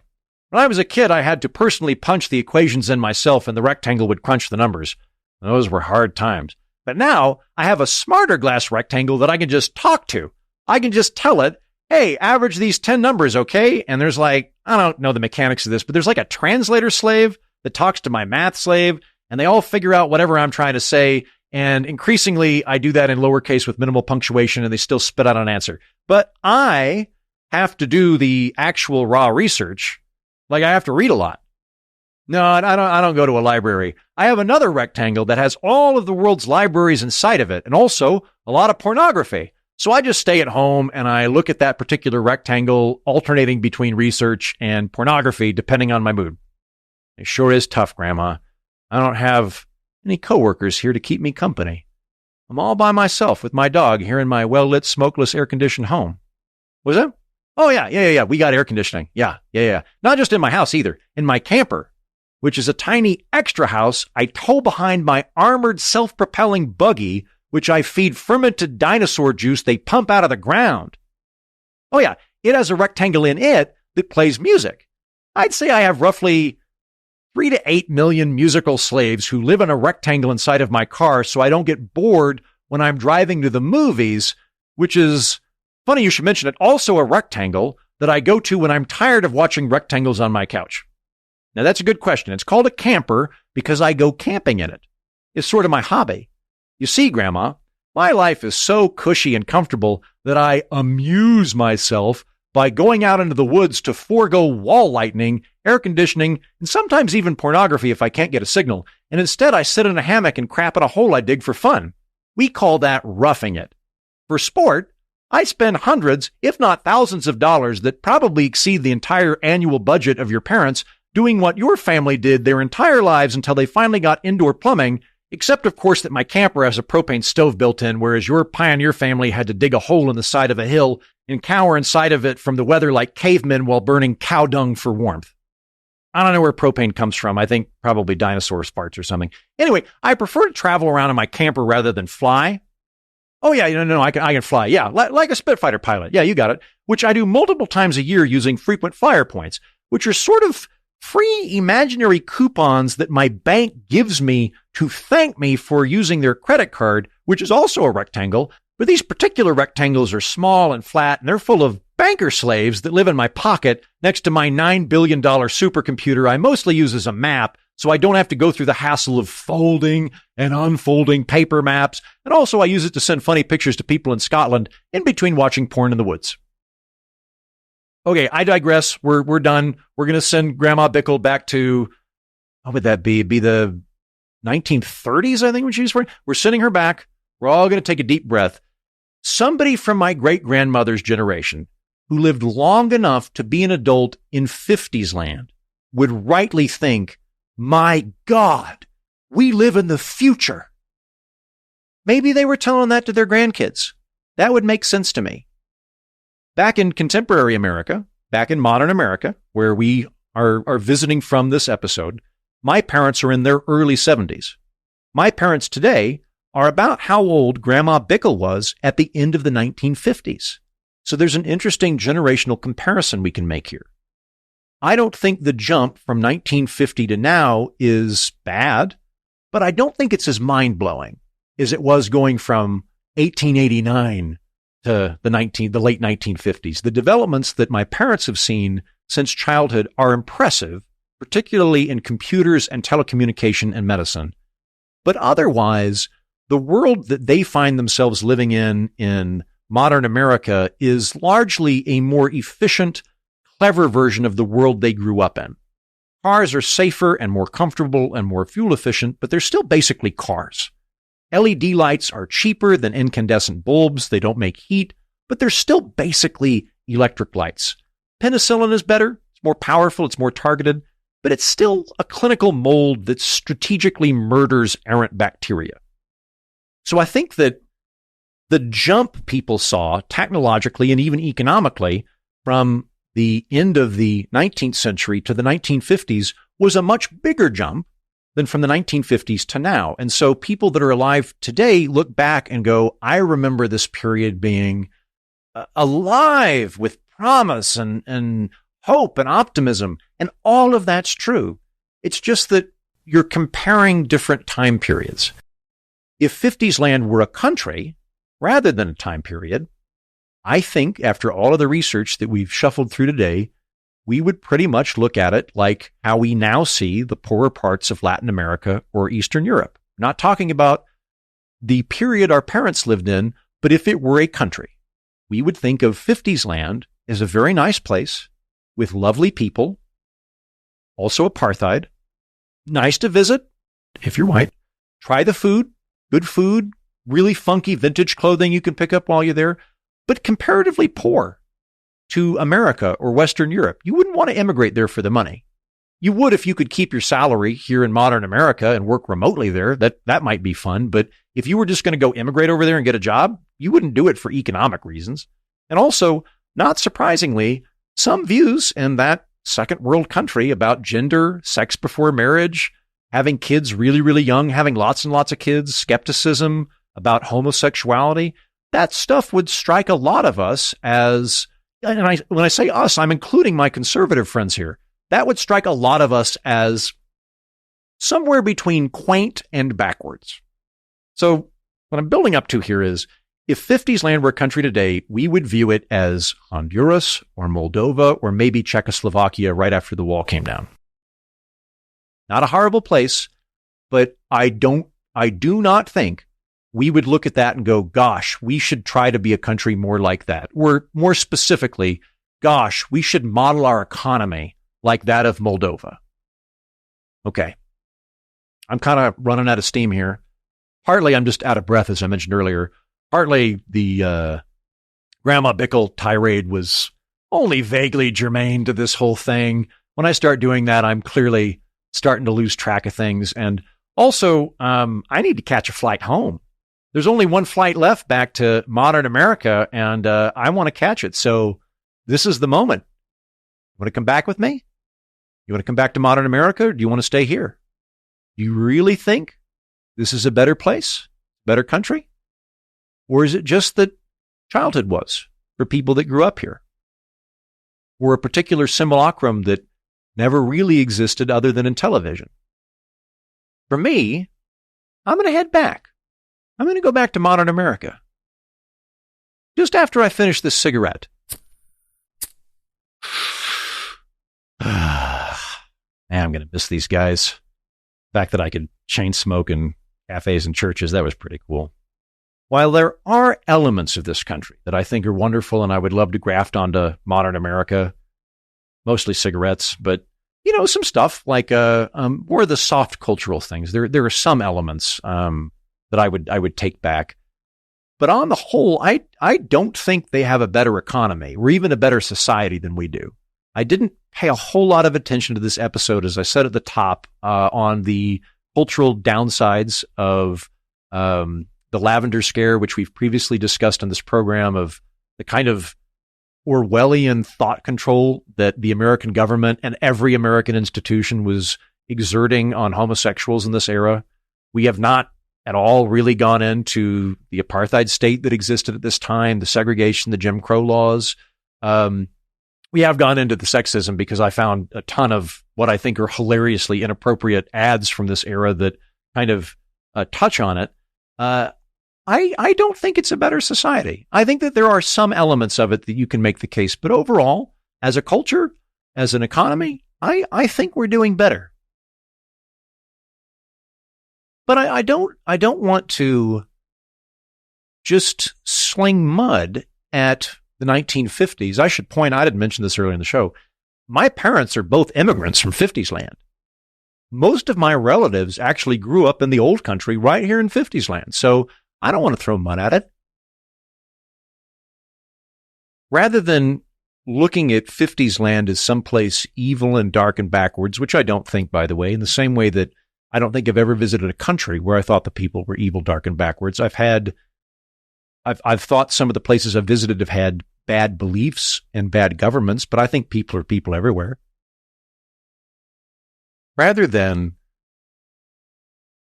we get to enjoy the fruits and the promise of that era, the optimism and the hope of the 1950s that they saw in the future is the future that we are now living in. And I'm grateful for that. Okay, let's head to the airport. The better question might be not, was life better in the 1950s, but why do we think it's so bad now? Part of that, in my opinion, when we compare the two, is that I do think baby boomers conflate their personal childhoods with a particular period of history, which is not helpful. But outside of baby boomers, and I'm a part of this, there are several thousand wet blanket journalists who write stories about how crappy everything is and why you should be angry and depressed and how horrible life is. And there are a lot of opportunist politicians who want to weaponize that nostalgia. Hold on a second. Yeah, here's my ticket. By the way, can I smoke on the plane? Awesome. Thank you. I'll tell you one good thing about Fiftiesland, and I'm going to miss this. You can just stroll right up to the goddamn gangplank. Nobody makes you take your shoes off while a robot scans your underwear like some kind of pervert. Let's see here. 13C, 13D. Here, you can have the window seat. Anyway, yeah, I think a lot of wet blanket journalists and politicians are convincing everybody that the world sucks. Well, not me. There are problems in modern America, but this podcast is all about coming up with ways to fix them. And there are a lot of people hurting in modern America that I want to get back to help. I'm not saying things are perfect, but I am saying they're better. They're better than they are here in Fiftiesland. Except for the airports. The airports are considerably better in Fiftiesland. But then again, the planes crash more. At least in terms of things that we can objectively measure, modern America is better than Fiftiesland. Pardon me, one second. Stewardess? Yeah, there's something on the wing. It looks like a gremlin or something. I don't know. Can you tell the captain to, rattle the plane back and forth? I think the term is yaw. Can you have him adjust the yaw kind of erratically until the gremlin falls off? Thank you. Thank you. Anyway, maybe part of the reason everybody thinks the world sucks is just because everybody keeps saying so. And I'm saying something different. I think the world's pretty good. The world's getting better. And if we play our cards right, and we keep improving what we already have, I genuinely think 70 years from now, some smart-ass genetically engineered podcaster is going to make an absurdly long holocast about how much better it is in the 22nd century compared to the backwards times we live in, before cyborg dogs or cancer vaccines. One sec. Hey, stewardess? Yeah, I'm sorry. The gremlin's still on the wing? Yeah? I don't know if it's a communist. Or gay. How would I know that? It's a gremlin on the wing. Can you shoot it off if it's not a communist? The official TWA policy is you only shoot communist gremlins off the wing. Then why did you ask me if it was gay? Can I shoot it off the wing? I have my gun right here. I don't know what the rules are, but there was no metal detector, so I just strolled right the hell in. Can I shoot it? Well, because it's bugging me. It keeps looking at me. It looks at me funny. I don't want to put the blind down. Can you just have the pilot, kind of knock it off? Fine. Okay, sorry, where was I? Yes. Ahem. So I'm going to head back to modern America, and I'm going to look forward. Keep trying to make the world a little kinder and a little smarter. And I hope you'll join me. Gang, that's the show. I believe this is the longest episode of the Political Orphanage to date. It required a lot of research, more research than I put into my master's degree thesis, I think. Although, hopefully it's more entertaining than my master's degree thesis, which was actually deducted in points for being too entertaining. I made this episode explicitly because patrons of the show who pay the bills and pay my salary have made it clear that they enjoy deep dive monologue episodes like this. So patrons, this is for you. You guys wanted it. I hope you enjoyed it. It took a lot of effort. If you agree with patrons of the show and you want me to do more of this kind of thing, please incentivize me to do it by going to patreon.com/Andrew Heaton. I don't have grants. I don't have corporate sponsors. I just have listeners. I just have you.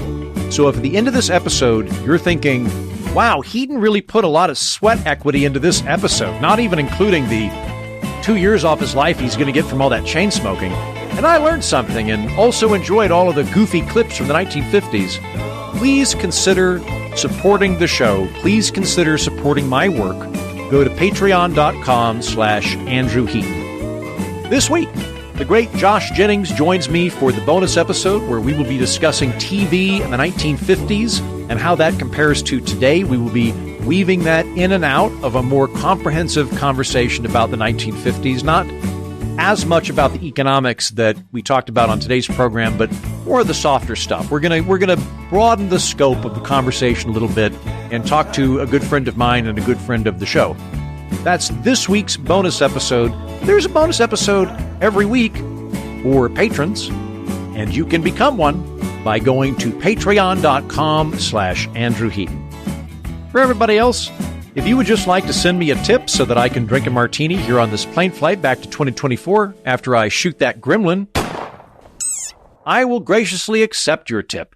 My Venmo handle is @Andrew-Heaton-1, and I will put that in today's episode description. Thanks! That's the show. Thanks for listening. Thank you to today's voice actors, Andrew Young, Josh Jennings, Hilary Mann, Kimmery Sky, Brett Weaver, and Jack Helmuth. Thank you, Eric Stipe, who edited this mammoth episode. You might be wondering, what words were they saying that got bleeped? Well, in case you're curious, we used the same two words throughout this episode, Gorn and Carpenter. As in the green lizard monster from Star Trek, the original series, and guys or gals who work with wood. So whatever your twisted mind came up with is your business, bigot. The stuff we bleeped, totally innocuous. stick around. Anyway, thank you, patrons who make all this possible. Until next time, I've been Andrew Heaton, and so have you. Come on back where you know you belong. When we're apart, how I long for you. You stole my heart, don't you ever see we're through. Please, oh please, won't you stick around? Spare just a little time, don't go running round. I wanna keep you close, wanna hold